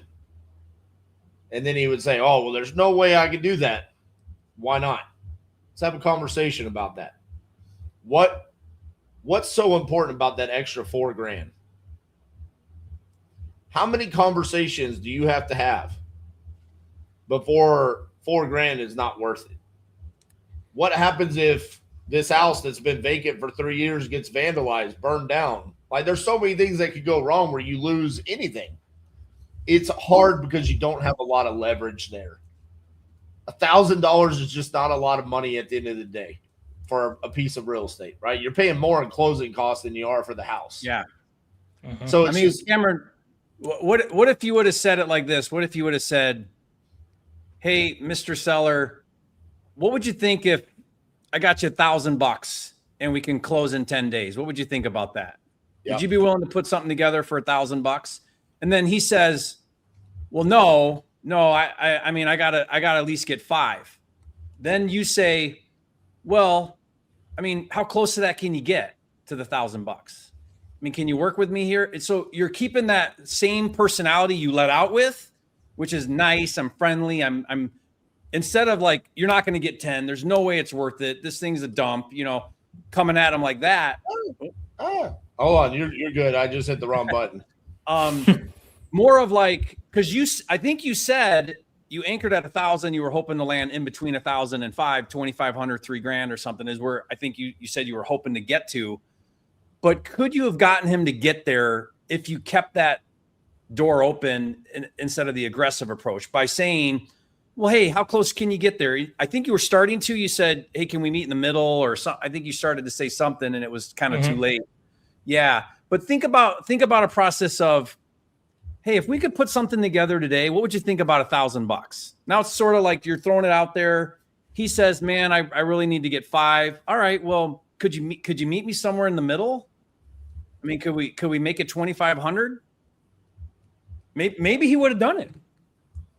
See the slight difference 100%.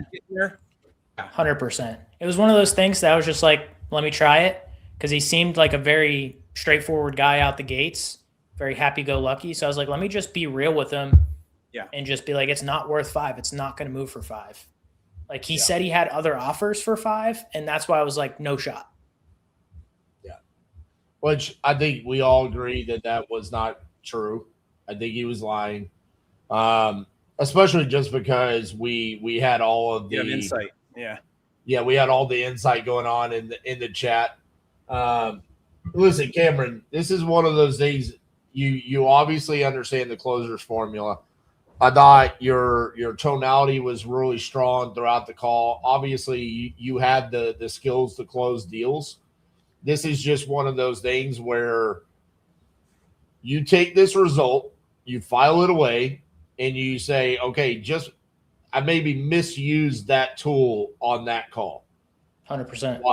Why? Right? You go back and watch this video tomorrow or later this week and just be like, so now watching it on the game film, I see what RJ and Jerry were saying here. Like, I shifted. I became a different person. I shouldn't have done that. I got to watch that next time. If I'm going to be aggressive, let's be aggressive throughout the call. Or mirror when a seller becomes aggressive, I'm also going to become aggressive. That's one of the things Jerry does really well. When all of a sudden a seller becomes like somebody else, it's like, I'll match you. I'll come along for the ride, right? That just didn't happen here. And so better for it to happen on $1,000 offer than on something that we could make $25,000 on, right? I mean, at the end of the day, I probably wouldn't have tried that. Right. And you try shit out on. You could probably call him back and get him back on the phone and pitch a creative RJ's creative idea. He might be open to that. That's true. But if no one can just do it for 3,500, man, that sounds like a lot of work to make a couple grand. You know what I mean? Like, hey, Cameron, let's do this. I want to get Braden on here. Once Braden's done with his call, I'm going to bring all of you guys up and let you just go to town on the rest of these leads and see what kind of craziness we can bring on. So if you want to hold off on that, let's hold off on calling them. Give them some time to cool down. We'll see. Okay. Yes, all right. sir. Good job, brother. Mr. Myers, what's going on, man? What's up, brother? How are you? All right. So, Jerry, man, you don't even know what you're in store for here. This guy, he's an end buyer. I'm going to buy this house in about 10 minutes. He's calling to buy it. So, I love it. Braden's been with us for a while. What'd you join? Like the 4th class? Fab 5. Fab 5. Oh, you're also part of the Fab 5. Fab 5 might be the greatest class ever in TU history. I'm just throwing that out there. So 100%. All right. Is this in Missouri? Which one? What number did you pick? This is in Missouri. Yes. Let's see what number. I already X out of the link that you sent me here. You're so certain that they're going to answer? You got rid of the lead sheet and everything? I sent in the private chat the lead here. Let's see. This is number. You see, because I own We Buy Houses Columbia and Mexico, Missouri, and not far. Oh, 38. All right. 38. Let's do it. Rock it. I'm going to call them from the We Buy Houses Columbia number, so they'll pick up. I love it. All right, let's check it out. Did you say you buy in Mexico, Missouri? I do not, but it's foreclosure leads. So if we can pick it up sub 2, it might be a decent deal. But we're going to see what's going on. I buy in Columbia, and then Jefferson City, Mexico, Moberly, all wholesale. I don't want to own anything there. Really. But you wholesale in Mexico. I've never wholesaled a deal in Mexico, but it's not too far. I'm asking. I have a couple seller leads there, and I don't know what to do with them because they're Mexico, Missouri. I got you. Send them over. I'll call them up. Okay. Yeah. All right. Let's nationwide wholesalers, Jerry. I mean, one's commercial, another one's a sub 2. They're kind of weird deals. I'll text you my phone number after the live. All right, let's see if we can get him on the phone here.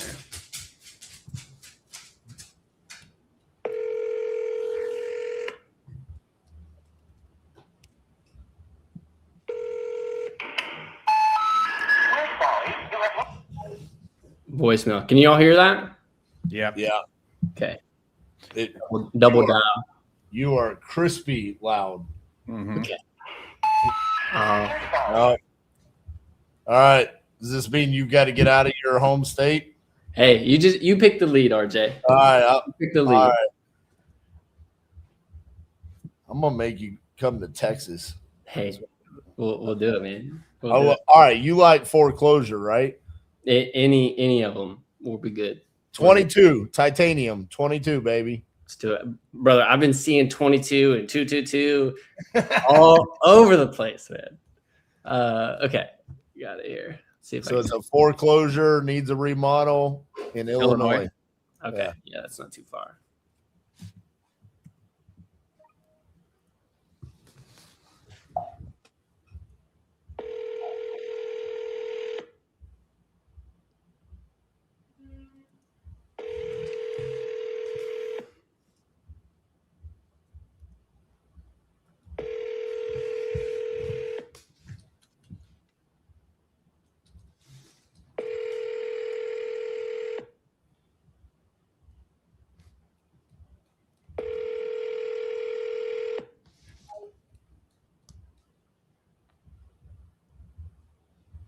The viewers who are watching, you got to double dial. 3 rings, hang up, call again.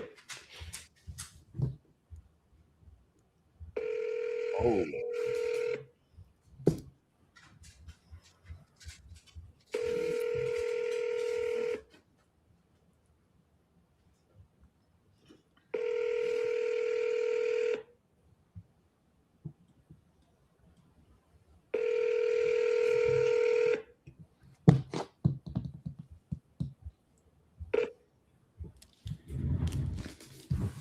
Please leave your message for Crystal Mustard. Hey, Crystal, this is Braden with We Buy Houses Columbia. Just reaching out about your property off Highway 45 in Illinois. Give me a call back. I'd love to chat with you. You can shoot me a text if that's easier. I'll be around. All right, thanks. Bye. Call the one right above it. Okay. Yes, it's in North Dakota. 21. But there's even a note where he says he's a flooring contractor. Work has significantly slowed down, and he's in foreclosure. Okay. See what we can make happen. North Dakota. Jerry, get mad at your Wi-Fi again so we can see you move. There you go. When I click off the screen, it does that.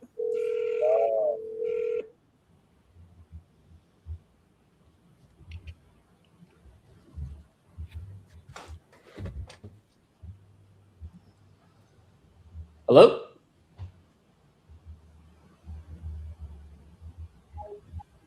Try to ring him again real quick.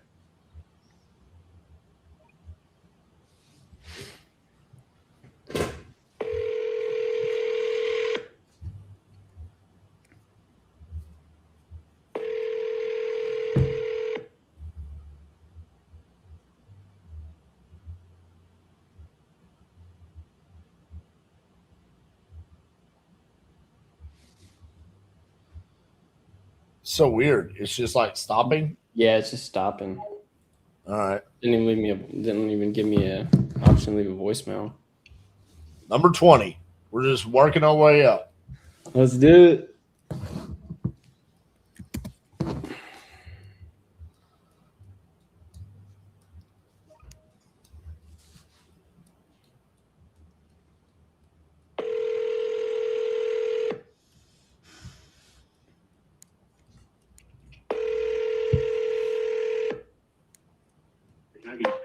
Hello? Hey, is this James? Yes, this is James. Hey, James. This is Braden. I'm just giving you a call about the property off Jackson Village in Georgetown.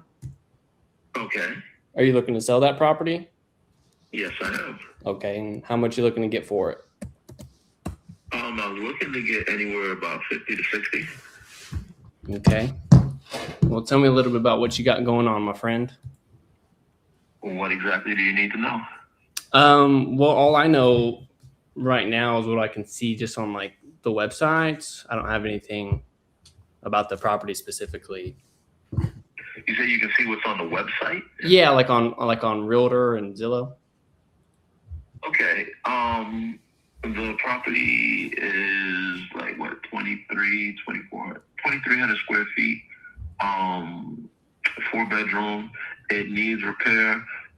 Floor joists in the property. I think all the floor joists in the property need to be renovated. Property hasn't been lived in. I purchased it originally to move there, and I was going to fix it myself and live there. Circumstances caused that not to be able to happen.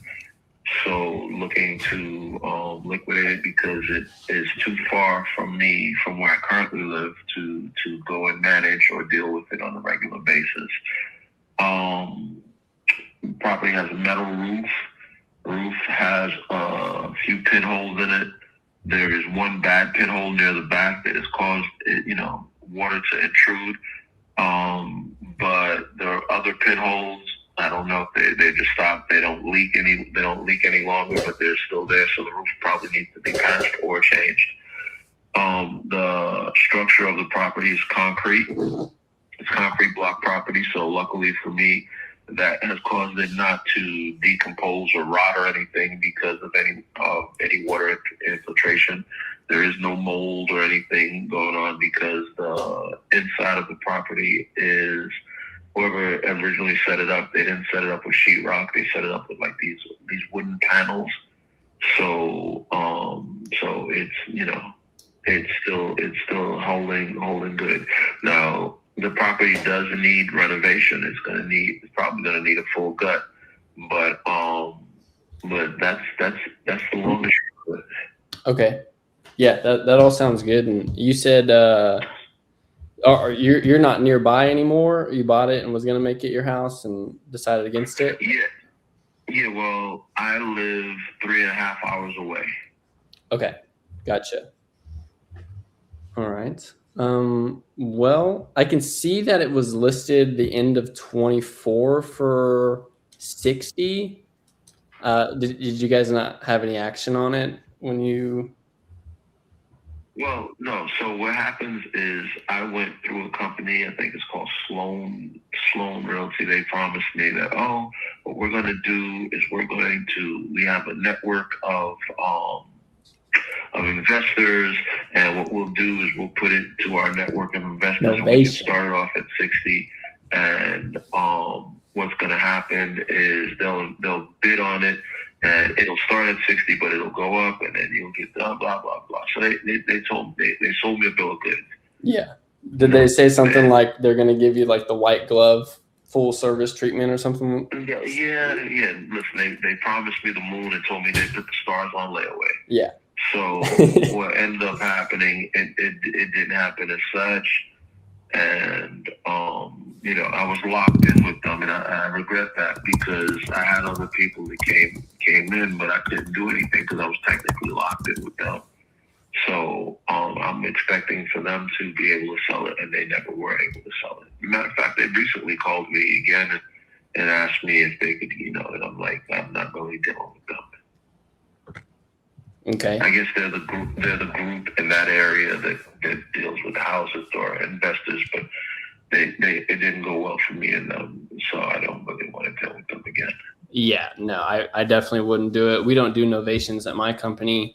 One of two, I'm the owner of a company called Next Level Acquisitions, a Kansas-based corporation, and We Buy Houses Columbia in Columbia, Missouri.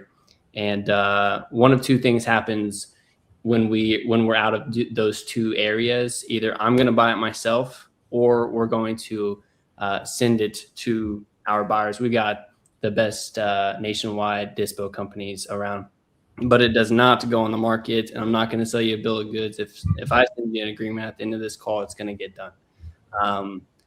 So when's the last time that you've been to the property, brother? It's been, I'd say a few months back. I had to go there. I went there to take care of some stuff, to check on the grass, make sure it was cut. I have a neighbor who I know he's buying the property, but he doesn't want to pay for it. So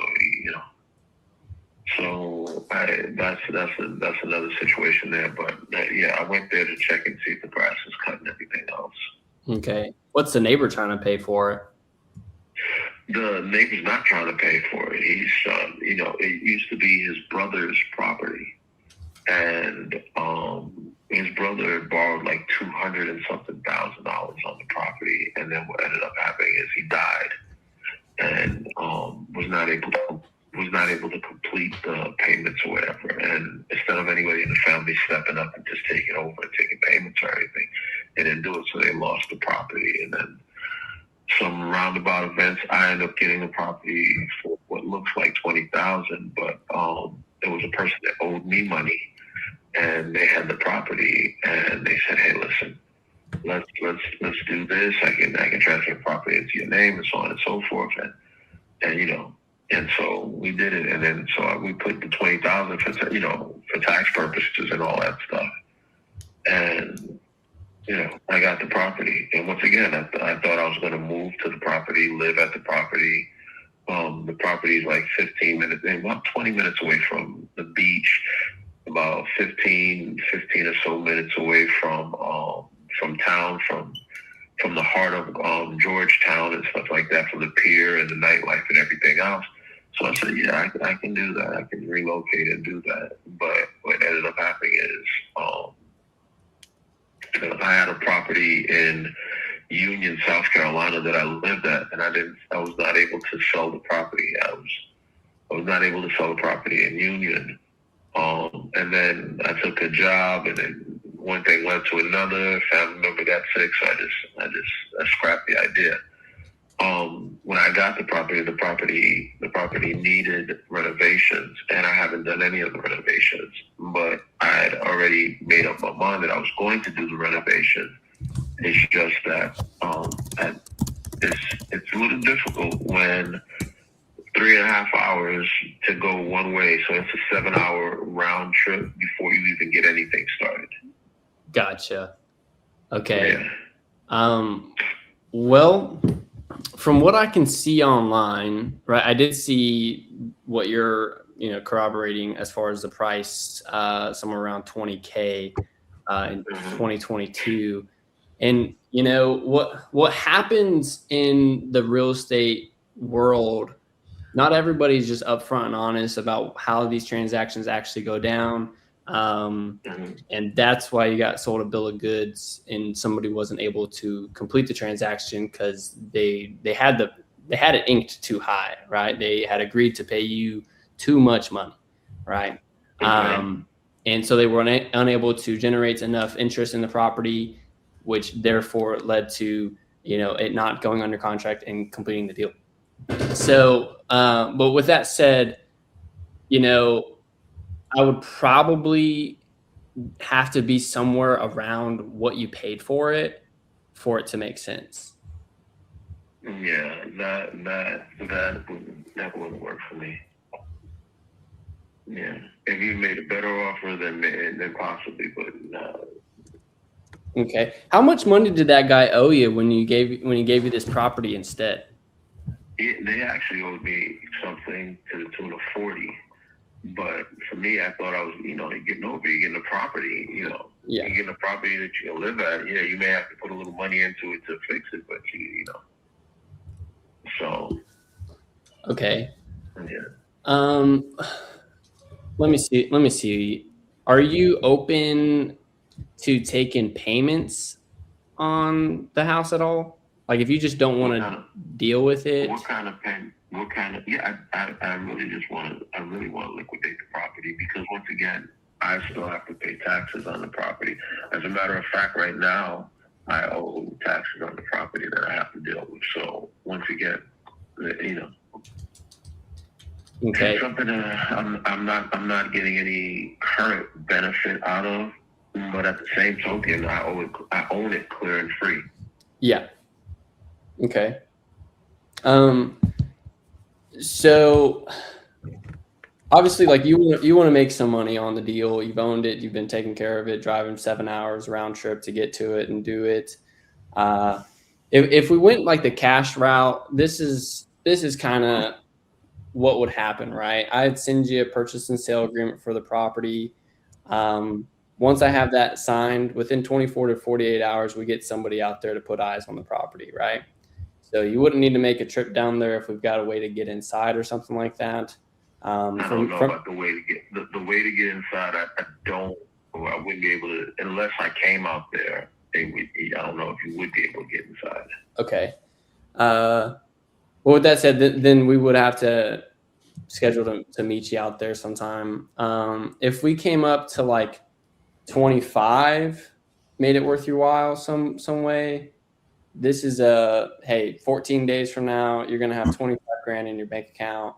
We'll pay we may even be able to pay the tax. How many years behind on the taxes are you, or what do you owe on taxes? I think well, it's a weird situation they have like it's a water tax or something. Okay. So if you default on the water tax or something, it becomes due like all due. So it's like about $4,000 with not on tax. That's why I said, if I'm paying the taxes and everything, it doesn't make sense for me to, I end up losing in the long run. Yeah. Well, yeah, definitely. As time goes on, every single day that goes by costs you a few bones. Is this something that you're even like wanting to get? I mean, obviously you listed it with those other guys a couple years ago. Right. Like, are you still kind of up in the air, like willing to hold out, or is this something that you want to get done? No, I'd like to get it done. I'd like to get it sold, and then I'd like to move on. Okay. Okay. So could the 25 get it done for you? That's probably where we're going to top out at. Really. All right. Well, if you're doing the 25 and you'll hold the taxes, then that's possible. But if 25 and then I'm still responsible for the taxes, that puts me right back in the same bracket. Okay. So most times we pay all the time we pay the closing costs, and there's never any realtor commissions or anything like that. Usually on the Alta, when you close the deal, the seller pays the proration of taxes. If you want to just give me like 30 seconds real quick, I can see.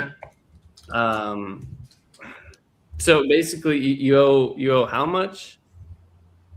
I don't have the documentation in front of me. I'm just I'm spitballing it, and I think it's anywhere 4,000 or below. Okay. So at 29,000, we can get this rolling. Is that what you're saying? I guess. Right.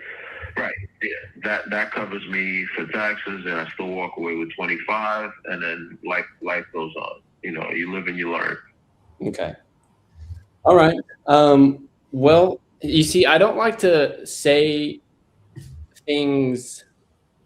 I can only tell you what I can do and not what I can't do. At the 29,000, I think it probably works. Like I said, we'll have to figure out a day for us to come out there to check out the property. Right. Listen, and because of if you guys need to go out there, and as long as, like, I think I have like a lock with a hasp on it right now. You can cut the lock. Go ahead. I'll give you authority to do that as long as you you replace the lock on the hasp, and then you can just mail me the key, because once again, I would have to take a day off of work, and then I would have to drive out there. It's just a bit much. Okay. Yeah, no, I totally get it. Well, I'm gonna type up this agreement for us real quick and send it over. And we'll get to work on it. We'll send you the key. It won't be no big deal. We'll try to get it wrapped up, and with it being outside of town, it might be 3 weeks. Just to be safe, we'll call it 3 weeks, but we'll try to get it done. Let's back up. 3 weeks to what? No, like 3 weeks is like the top end. We're gonna try to get it done faster than that for you. within. Right. But you're saying 3 weeks. Give me. I don't know what the 3 weeks. What happens in 3 weeks? What are you saying happens in 3 weeks? So 3 weeks before you go and see it. No. So by the end of the week, we'll have somebody out there and got eyes on the property. Okay. And within 3 weeks, we'll have 25 grand in your pocket. Okay, I see. Yes, sir. So you're saying within 3 weeks we will close. It'll be closed on.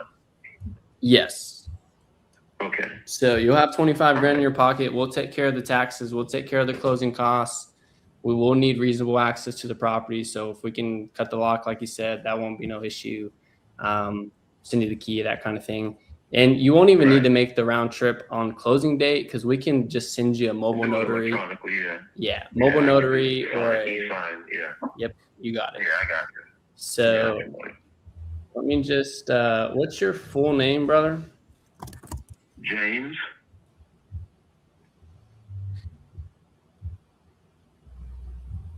Gonna mute this. Braden, are we good? Can we talk? For the property, so the property will come up.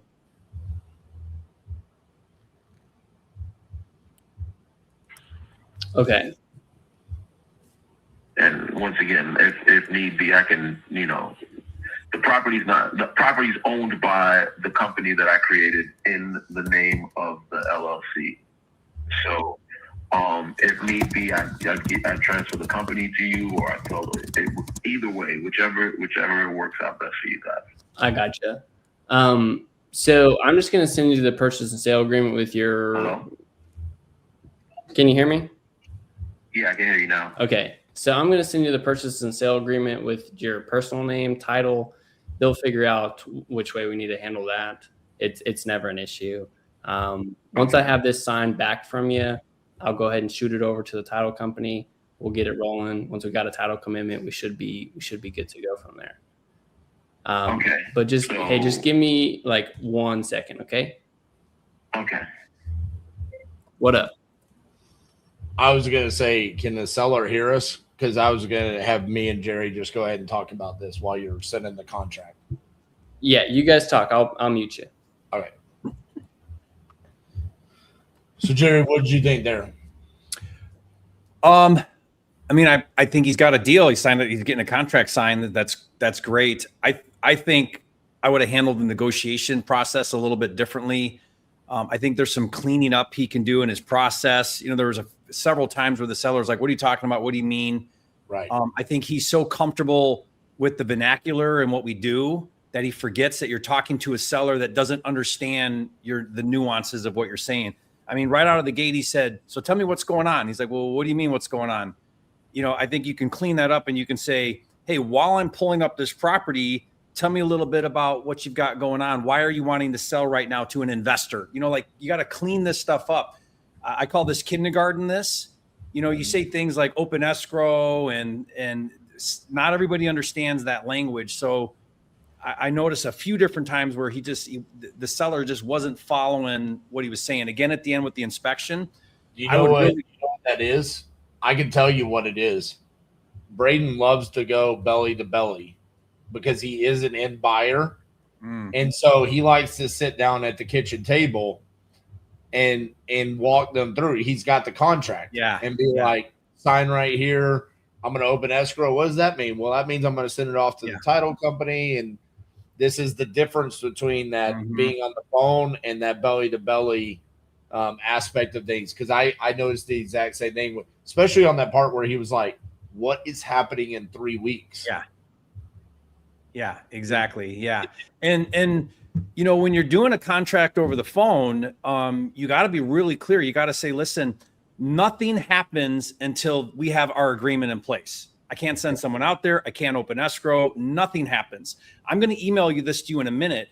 Until I get that back from you, nothing's going on.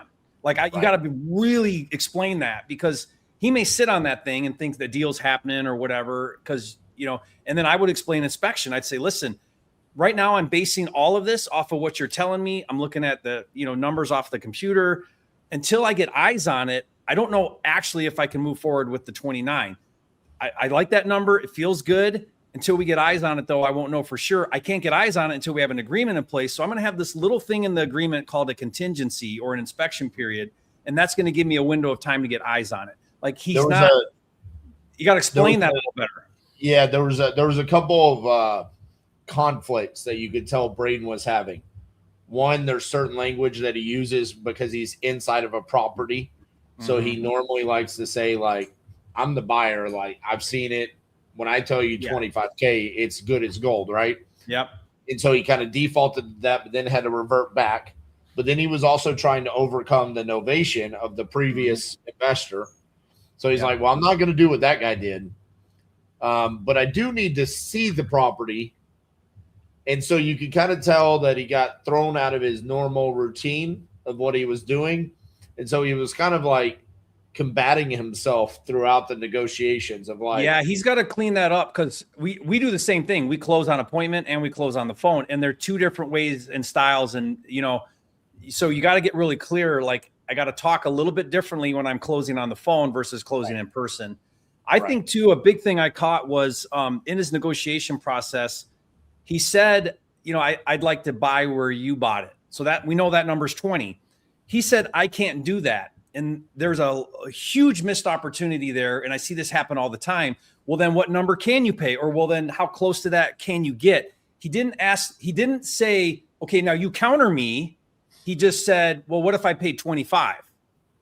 So he countered against himself, because what if he would have come down and said, I really need 25? I would have said, you know, why don't we split the difference and we do 22.5?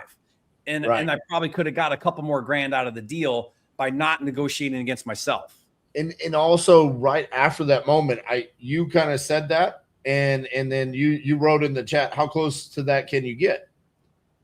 But then he kept saying right after that, the seller was saying, I just want to get my money. I want to be done with this. And it was like, then my thought process was to ask, then why did you just reject my offer? You're right.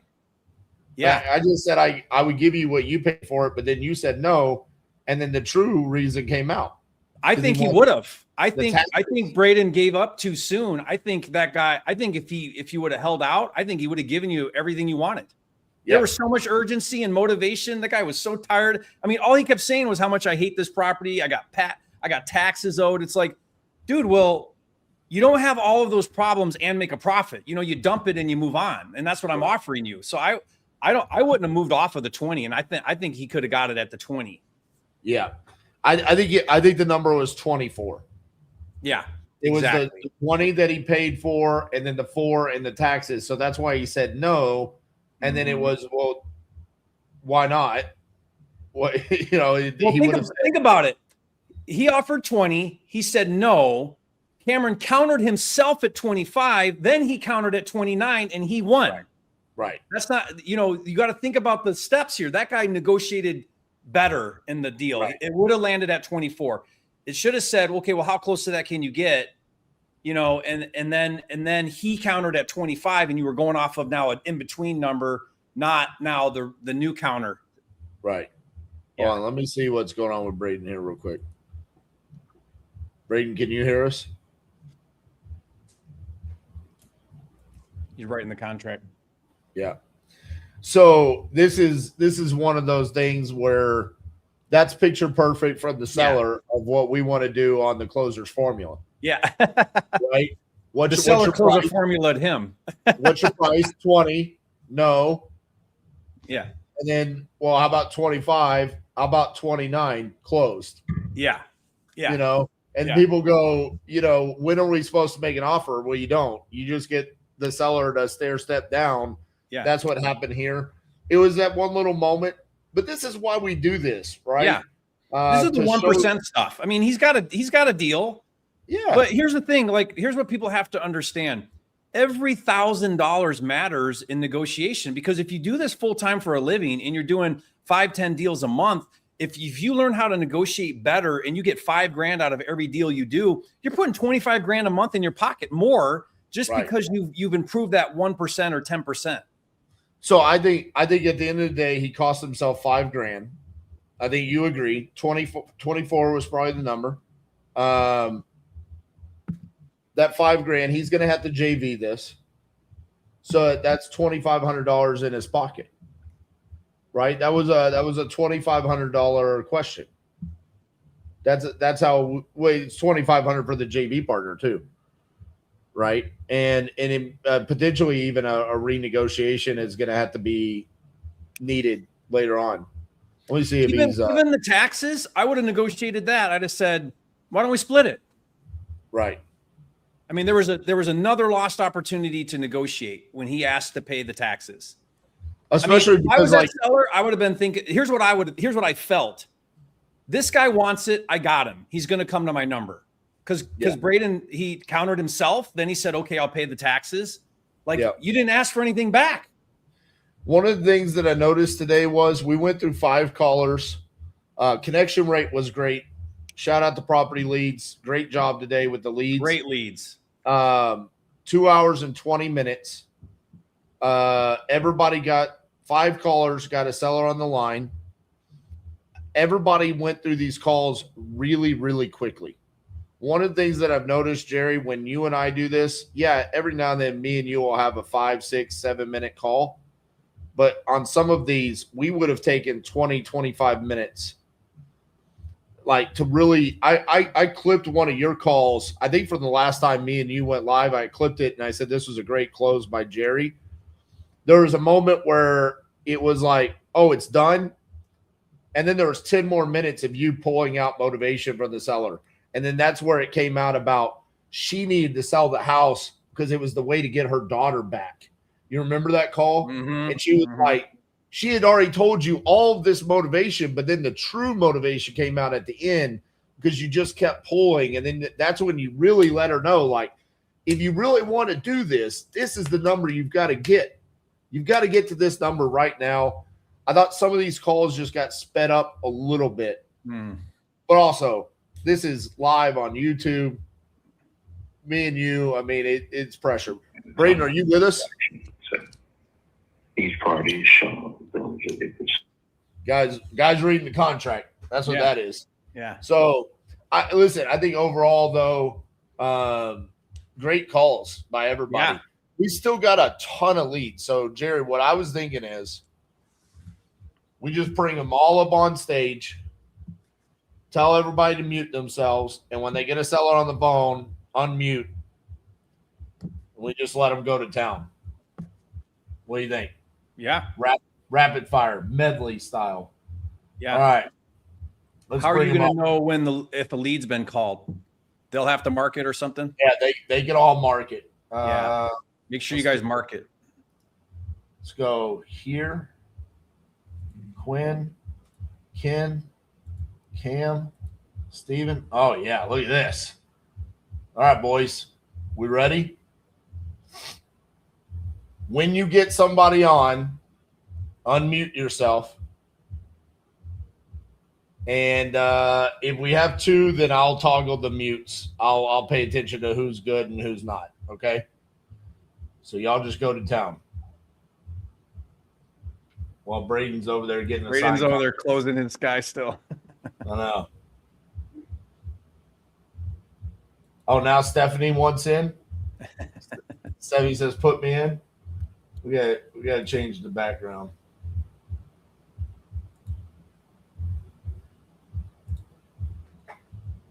So, somebody asked about how did I know the connection rate? The connection rate is how many leads did we call? How many sellers answered? That's all that is. So we called 4, 8, 10. We called 14 leads, and we talked to 1, 2, 3, 4, 5, 6, 7. So 50% connection rate. RJ, while we're waiting here, I just want to shout out to you and Titanium. My name's Quinn Zepedas, giving a call about your property there on North Oak Street. Okay, Street. Oh, OK Street. Oh, yeah. Yeah. My mistake. You still looking to sell that? I am. Awesome. How much you looking to get for it? I'm looking for like 110. 110.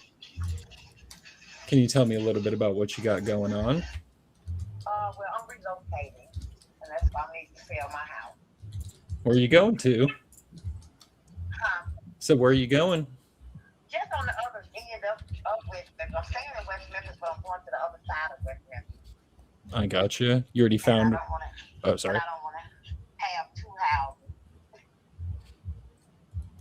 Have you figured out where you're moving after this?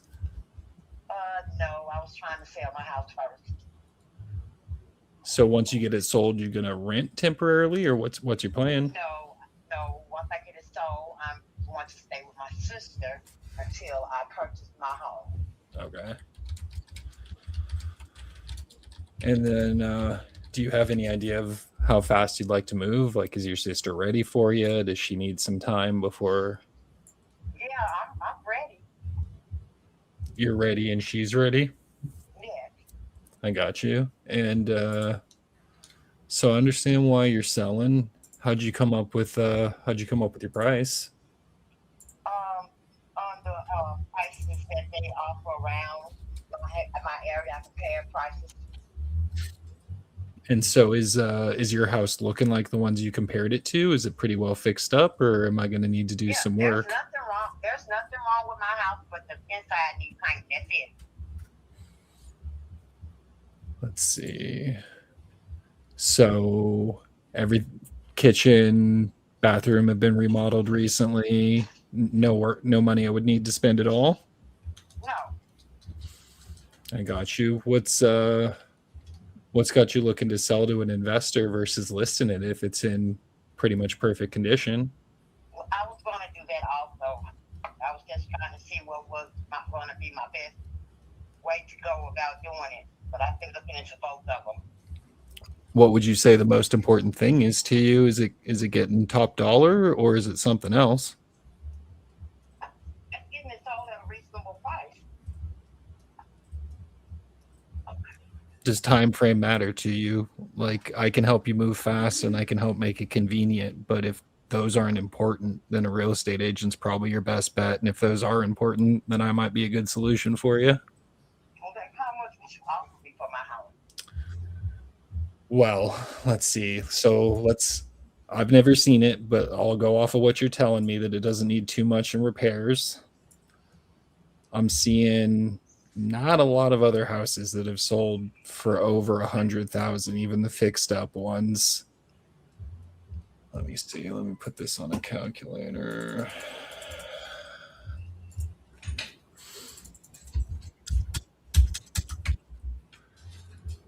So if we can get by on 5,000 or less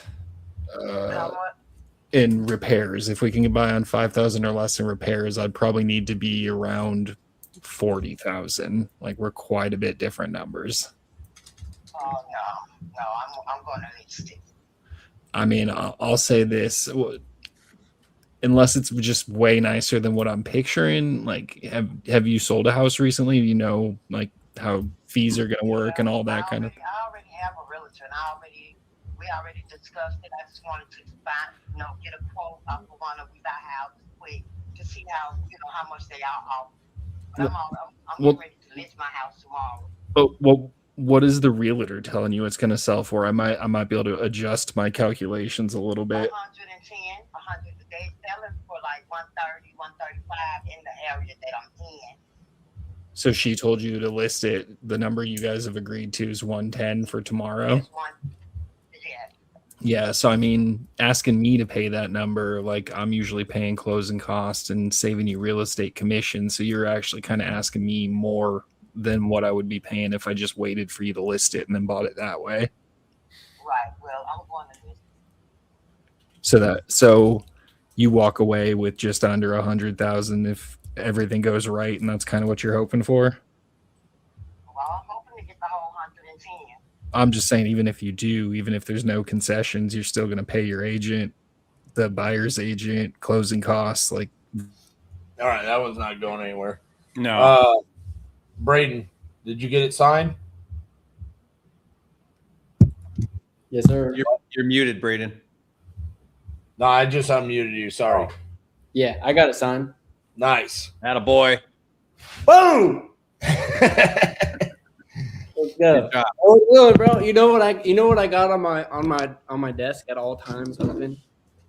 What? Oh, my camera follows me. Hold up. My Bible. There you go. Boy. Praise God. There you go. Yeah. All right.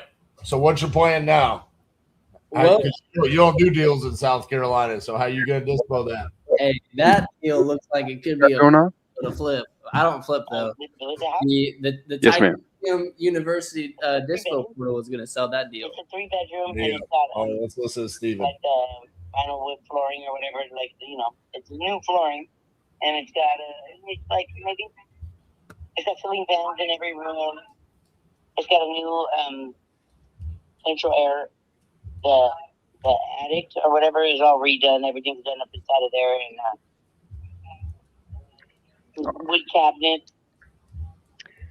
Now, Backyard. It's got a shed back there, and it's a pretty big backyard. It's all gated in and closed in, and it's across the street from a soccer field for the kids.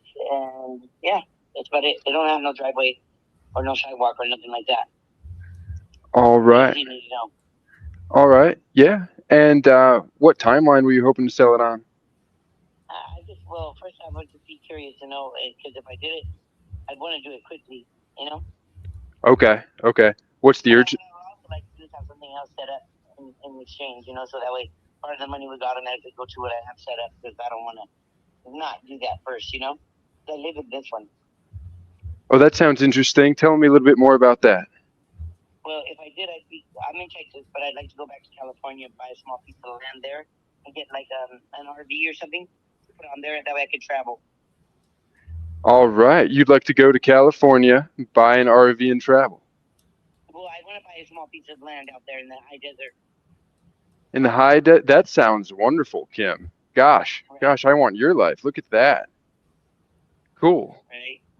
So, okay. And I have a nice truck, so what I would like to hitch up something in the back, so that if I felt like taking off, I could. Okay. Absolute mobility and California bounds. Right. High desert with a small piece of land, maybe like a little acre or something somewhere out there. A little acre or something, and you'll be a free woman. Look at that. Right. Well, I'm already free, but yeah. That's good. That's good. Free and mobile. That's a dangerous combination. Yeah. Very good. And you'd like to do this soon. What's what has you wanting to move soon? I don't like this place. I don't like it at all. You don't like it at all? Yeah, Texas sucks. Texas sucks. Yeah. Yeah, and let's see here. What year did you buy that place? You're in? Yes, ma'am. In 25. In 25. All right. Yeah, last year. You bought it last year. I still get 100. It's on the 8,000, so Okay. $7 on it. Okay. So how much you think you can get me for it? Well, how much do you want? The money that I have on it is 100, and it's on the 8,000. I think it's $7 until I check it. God, driving right now. Okay. Yeah, but the value of the house is 300. I think 370,000. 370? The value of the house? Yeah. I'll come here. That give me a little. Let me just go to my account quick and see. All right.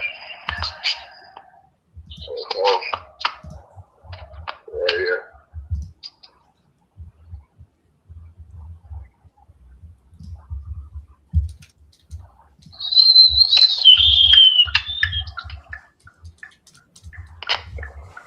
I see you're relocating. Where are you looking to go?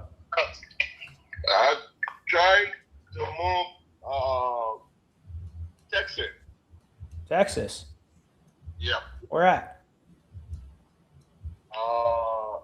I'm located is K-A-T-Y. Katy?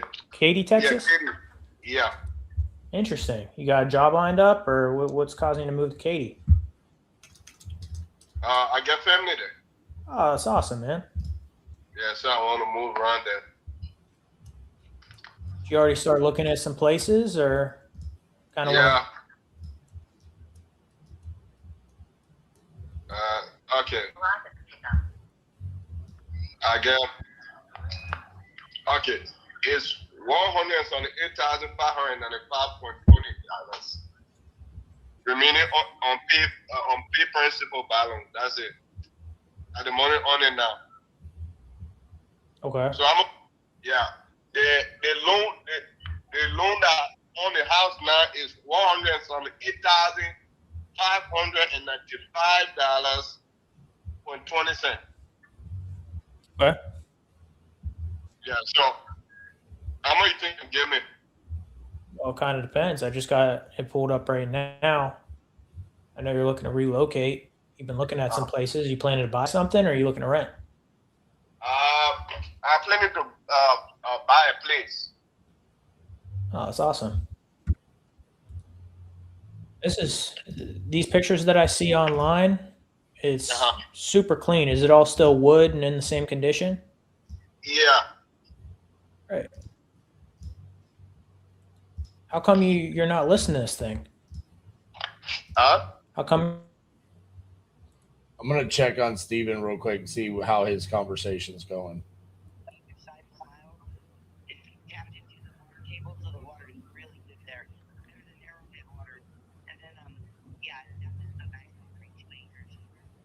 Okay. Okay. Probably won't be able to hear him, RJ, with his headset. Mm-hmm. That does sound beautiful. Yeah. Is that around? Is that around where you grew up there? I think he's struggling knowing what to offer on that. I don't think he's seeing my chat over here. I don't know what the asking price is.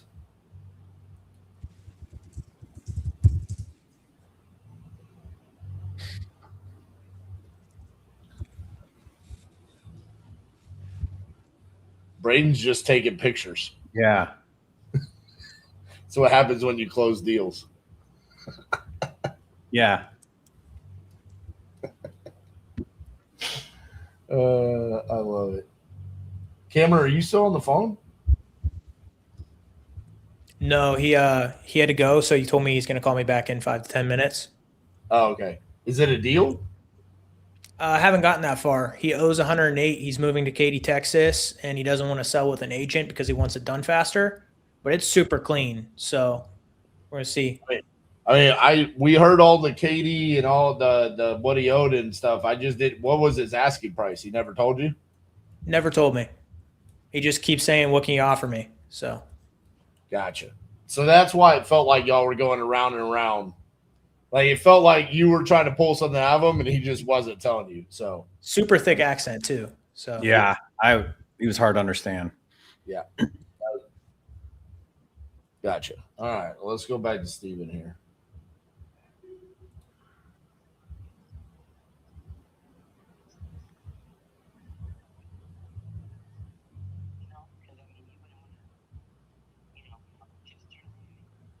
He's got to hold that right up to his headset. Yeah, I'd have to make sure it was like a safe investment. Golly.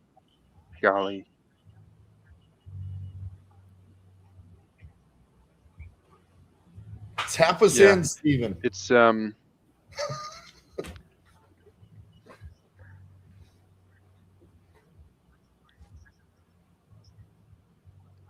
change. We're looking to sell it.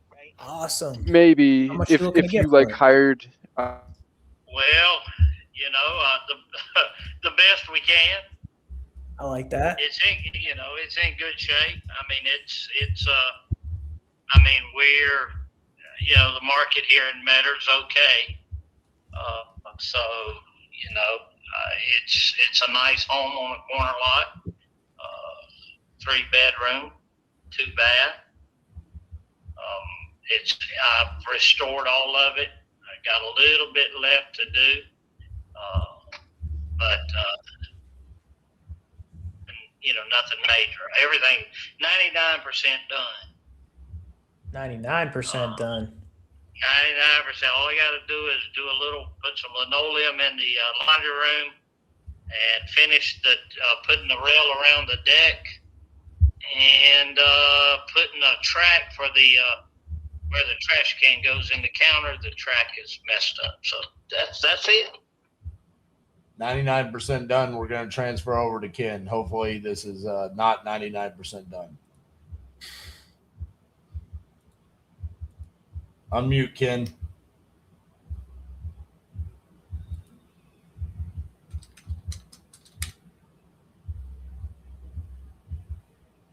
Oh, dang it. He got the house, and instead of him losing it, we bought it. We bought it from the PennyMac, the company we had it at, and we've had it for quite a few years. And me and my children are gonna leave, and I mean we're moving to another house, and I need the money. Okay. Is that divorce finalized, or are you still kind of in the process of it? Where are you at in that timeline? Well, it's a common law marriage, so we just kind of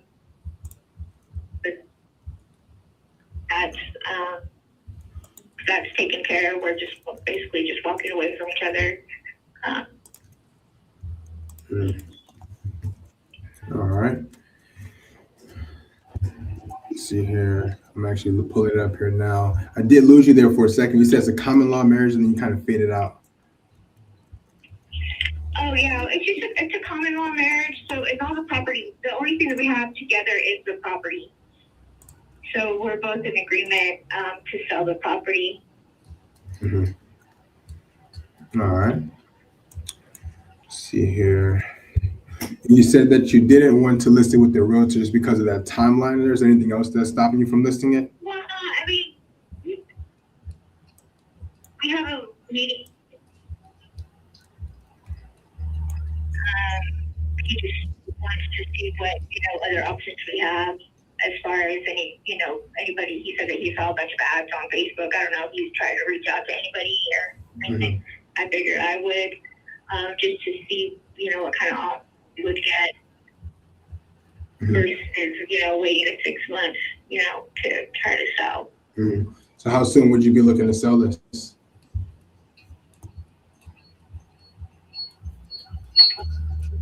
Hey, Valerie?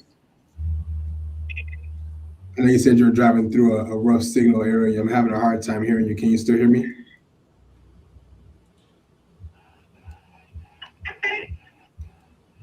Can you hear me, Valerie? I can hear you. Okay, sorry about that. You did kind of fade out there for a second. I know you said you had a meeting, and then you totally cut out there for me. Oh yeah, no, we have a meeting with a realtor on Thursday, but we were just trying to see what are other options you have versus going with the realtor to try. We've been for for my owner probably for a month and a half, almost 2. We've gotten some people that are interested, but not really anybody that's really followed through. So. You said you've had it listed for sale by owner for about a month and a half? And what's the feedback been from those the buyers that you've spoken to so far that haven't performed?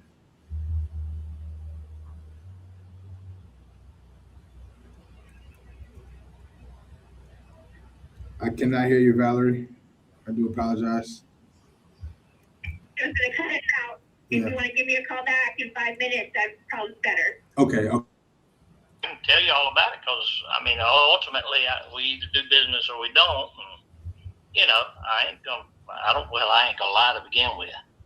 Yeah, I mean, I'm going to shoot you straight and kind of, if I can be a great solution for you, which I hope I am, then of course I'd love to do business with you. But if I can point you in a direction that can help you out, because I know you said you've never done this before, so at least if I can put in my expertise and move you forward, I'll do that as well. Well, I'd appreciate any help. I know what the taxes say that the house is worth. I know what that you get a little more than that usually, and I know what our what we have left to pay on it is, And I know it's right close to the school. It's not too far from the school. It's right around the corner from the recreation department. I mean, it's in a good location. It's you see the home. I hope if it's the picture that I've seen a few times, it's a good picture. Yeah, I got it pulled up. Really good picture. So, are you guys looking, like you said, you got a ton of equity in this? Are you looking for simplicity and, basically just no worries and convenience? Would love to do that, but of course that comes with a cost. Yeah, that's where I was getting.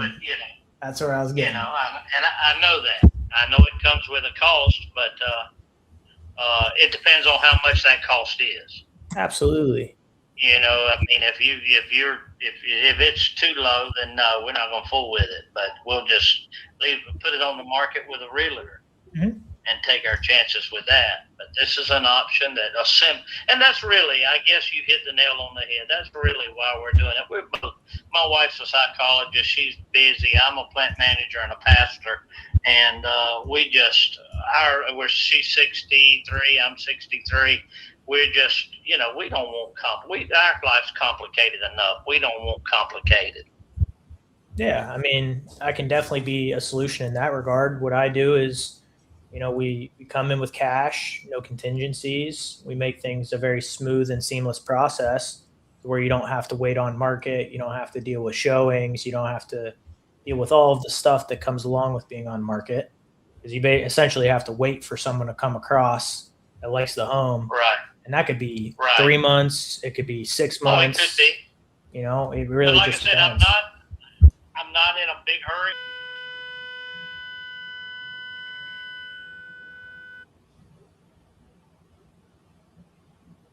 That was weird. What happened?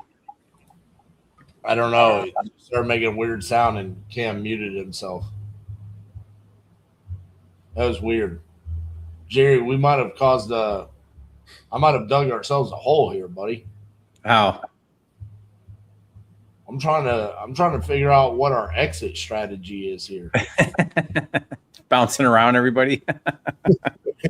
I'm trying to figure out what mine and yours exit strategy from this live stream is. Oh. Yeah, my internet was about to go down. Yeah, mine too. Oh, we're approaching that 3-hour mark. I need to stand up. I went and took a leak. I couldn't wait any longer. I'm about to just leave this going with them just like you boys unmute yourself whenever you want. Yeah. Overall though, I think this is one of my favorite live streams that we've done on here, from the aspect of we got to see a bunch of different types of calls, the full retails, the ones that are motivated but needed to come down on price. Even one of the things we didn't touch base on with Braden's close, which Braden, I know you can unmute yourself. Original asking anything y'all was talking about whenever I was on the phone closing deals. So. Yeah, the original asking price was 60, wasn't it? And you got it locked at 29. Yep. That's a pretty significant from a percentage standpoint. Basically, Braden, I'll just summarize what Jerry and I felt. We felt like the only thing that you really need to work on was tightening up the phone process in comparison to your belly to belly. We could definitely see how you are a lot more comfortable on belly to belly appointments. Yeah. So there's things that you kind of rushed on the phone. And then also we both felt like you somewhat negotiated against yourself. When you said, I need to be at the price that the seller that you paid, and he said that is not going to work for me, you should have then asked, what can you do? Yeah. Because we both felt like he would have said, well, I need the 20, but then I also need the 4 for the taxes.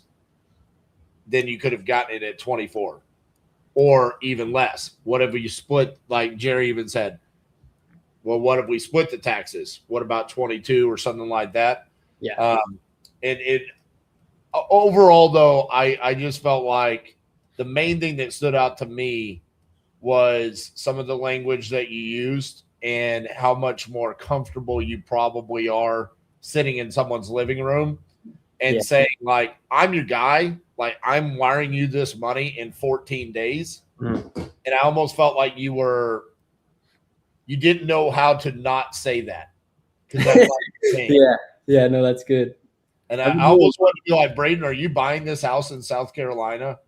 I might. I mean, I'm looking at it. I'm looking at it, bro. I might have to just buy it, but I probably won't. We'll talk about it later. Yeah, I would recommend that you don't buy that. I think you just need to wholesale it. But overall, man, I thought you did a really good job there. I could absolutely see how when you walk into a house in Columbia, like you're walking out with the contract because you're the buyer, and that's what you want to do. You want to embrace that mentality on the phones, but there's definitely things that you probably need to tighten up on the phones. For sure. So Jerry was talking about some of the specific language they use, like escrow.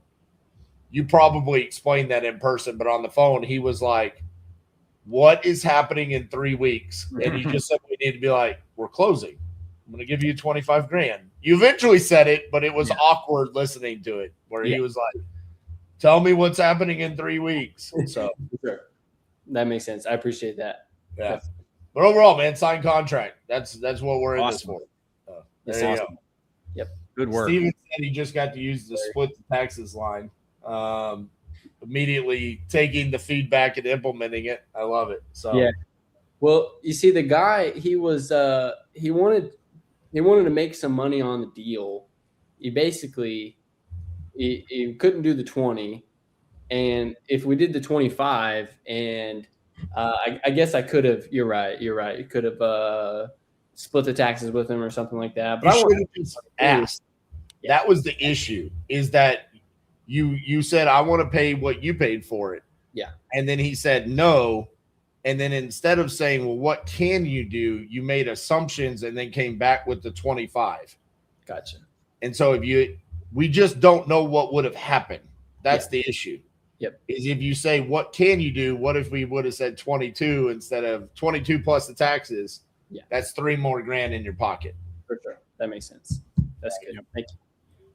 So it's one of those, but again, like Jerry said it when you were closing this, we're talking about like these 1% needle movers. Yeah. You know? So. Yep. I appreciate you both. Yeah. I'm so glad that you gave me a chance to get home. I was praying right before. I was like, Lord willing, if you will, we're going to get a contract on this live. And I had the utmost confidence. If it was going to happen, it's going to be his will. So, I think it's a deal. Yeah. We'll make some money on it. So I love it, man. Well, hey, I know you've got a busy schedule and all that, so and you're not on the phone. So if you want to get out of here, we're trying to find a way to wind this down. So okay. All right. if I can individually kick you guys out of here, there you go. I digress. Good job. Congratulations. We'll make a little throne of a YouTube video for you closing the deal. We'll get a pretty picture of you, AI you up, and we'll throw you on the channel, okay? That sounds good. Shoot me a text, and we'll chat about what's going on with this deal. I love it. See you, man. See you guys. See ya. All right. I think Steven's closing the deal. I'm going to unmute him real quick. You filled out a form on my website telling me you were. Oh, no, he's starting all over He's again. calling a new lead. No. Yeah. We could – I mean, they could just keep calling and we end it. That's probably what you'll have to do. I think so. I think we're losing people anyways. Yeah. So we're just going to do that. Jerry, next week, me and you are going to go live. Let's have some fun. How many deals are we going to close? Let's set a goal. How many hours are we going? 2 to 3. No more than 3. After 3, we lose people. We better do at least a contract per hour. We've done. What have we done? I don't know. I mean, we usually always get 1 or 2, don't we? We usually at least both will send a contract. Yeah. Yeah. I'm thinking 4 contracts. Okay. 2 each. So one and out. Okay. maybe we need to loosen it up a little bit and just like dial simultaneously. Because I think that's one of the issues is that, like, say you're dialing, maybe it takes you 5-10 minutes to get someone on the phone. And then it's like, oh, you have a 20. I remember one time it was like we were at the 2.5-hour mark, and it was like we each had only had like 2 or 3 conversations. Yeah, because they were long calls. The only problem with that is if we both get one and they're good ones, only one gets missed. But I know. And then I also, like, when you're on the call, I mean, I'm actively taking notes. I'm looking at the property. I'm thinking, what would I do in this situation? Because I want to be able to give value and feedback. Yeah, let's not change it up. Let's stick to that. So, but anyways, we'll go live next Tuesday. Okay. So you'll actually see us in action. But to Braden, Cam, Steven, Ken, Quinn, really appreciate you guys hopping on here and doing this. It was awesome to watch. I know it's a little nerve-wracking coming on. Some of you guys have been on here before, but these some new faces. Braden, Cam, Steven, haven't seen them before. I was going to say earlier, RJ, I just want to shout out to you and Titanium because your students, I mean, we're talking small things here, but you can feel the confidence. They're following a process. Like, all they need to do is show up and they're doing deals, because they're going to be in the right place at the right time. Everything we're doing is just how to improve a little bit, how to get more money out of the contract, how to close some tricky ones, how to build a better relationship for the follow-ups. It's the little stuff that ends up making a big difference in the long run. But your students are well-trained. They're putting in the work, and I'm just proud of everybody. Proud of you guys. Thank you. And listen, I watch some of these guys. I've seen them come from like literally not knowing what to do at the beginning and to where they are now. And to see some people come from like another community or another program that it didn't work, they were lost. And now to see like people like Cameron be able to quit their W-2. I'll even embarrass Braden. Braden called me. He had been in the community for maybe 2-3 months. And he was like, listen, bro, I just don't think that this is going to work out for me. And he was like, is it cool if you just refund me my money? And like, I'm just going to go do something else. And I was like, no, I'm not going to do that. I was like, why did you get into this? And he tells me, and basically from that conversation, ever since then, Braden and I have had a great relationship. And I've seen him go from, I'm going to be a nationwide virtual wholesaler to, well, that was dumb. I was just listening to what RJ does. And actually what I want to be is an end buyer in Columbia, Missouri. And I want to do it this way. And I actually want to really focus on my ministry and bringing people closer to God. And that's what he's doing. And so now it's like all of us inside of TU have these always worthy shirts that he's made, and he's got a mission. And now you just see it, like he's happy.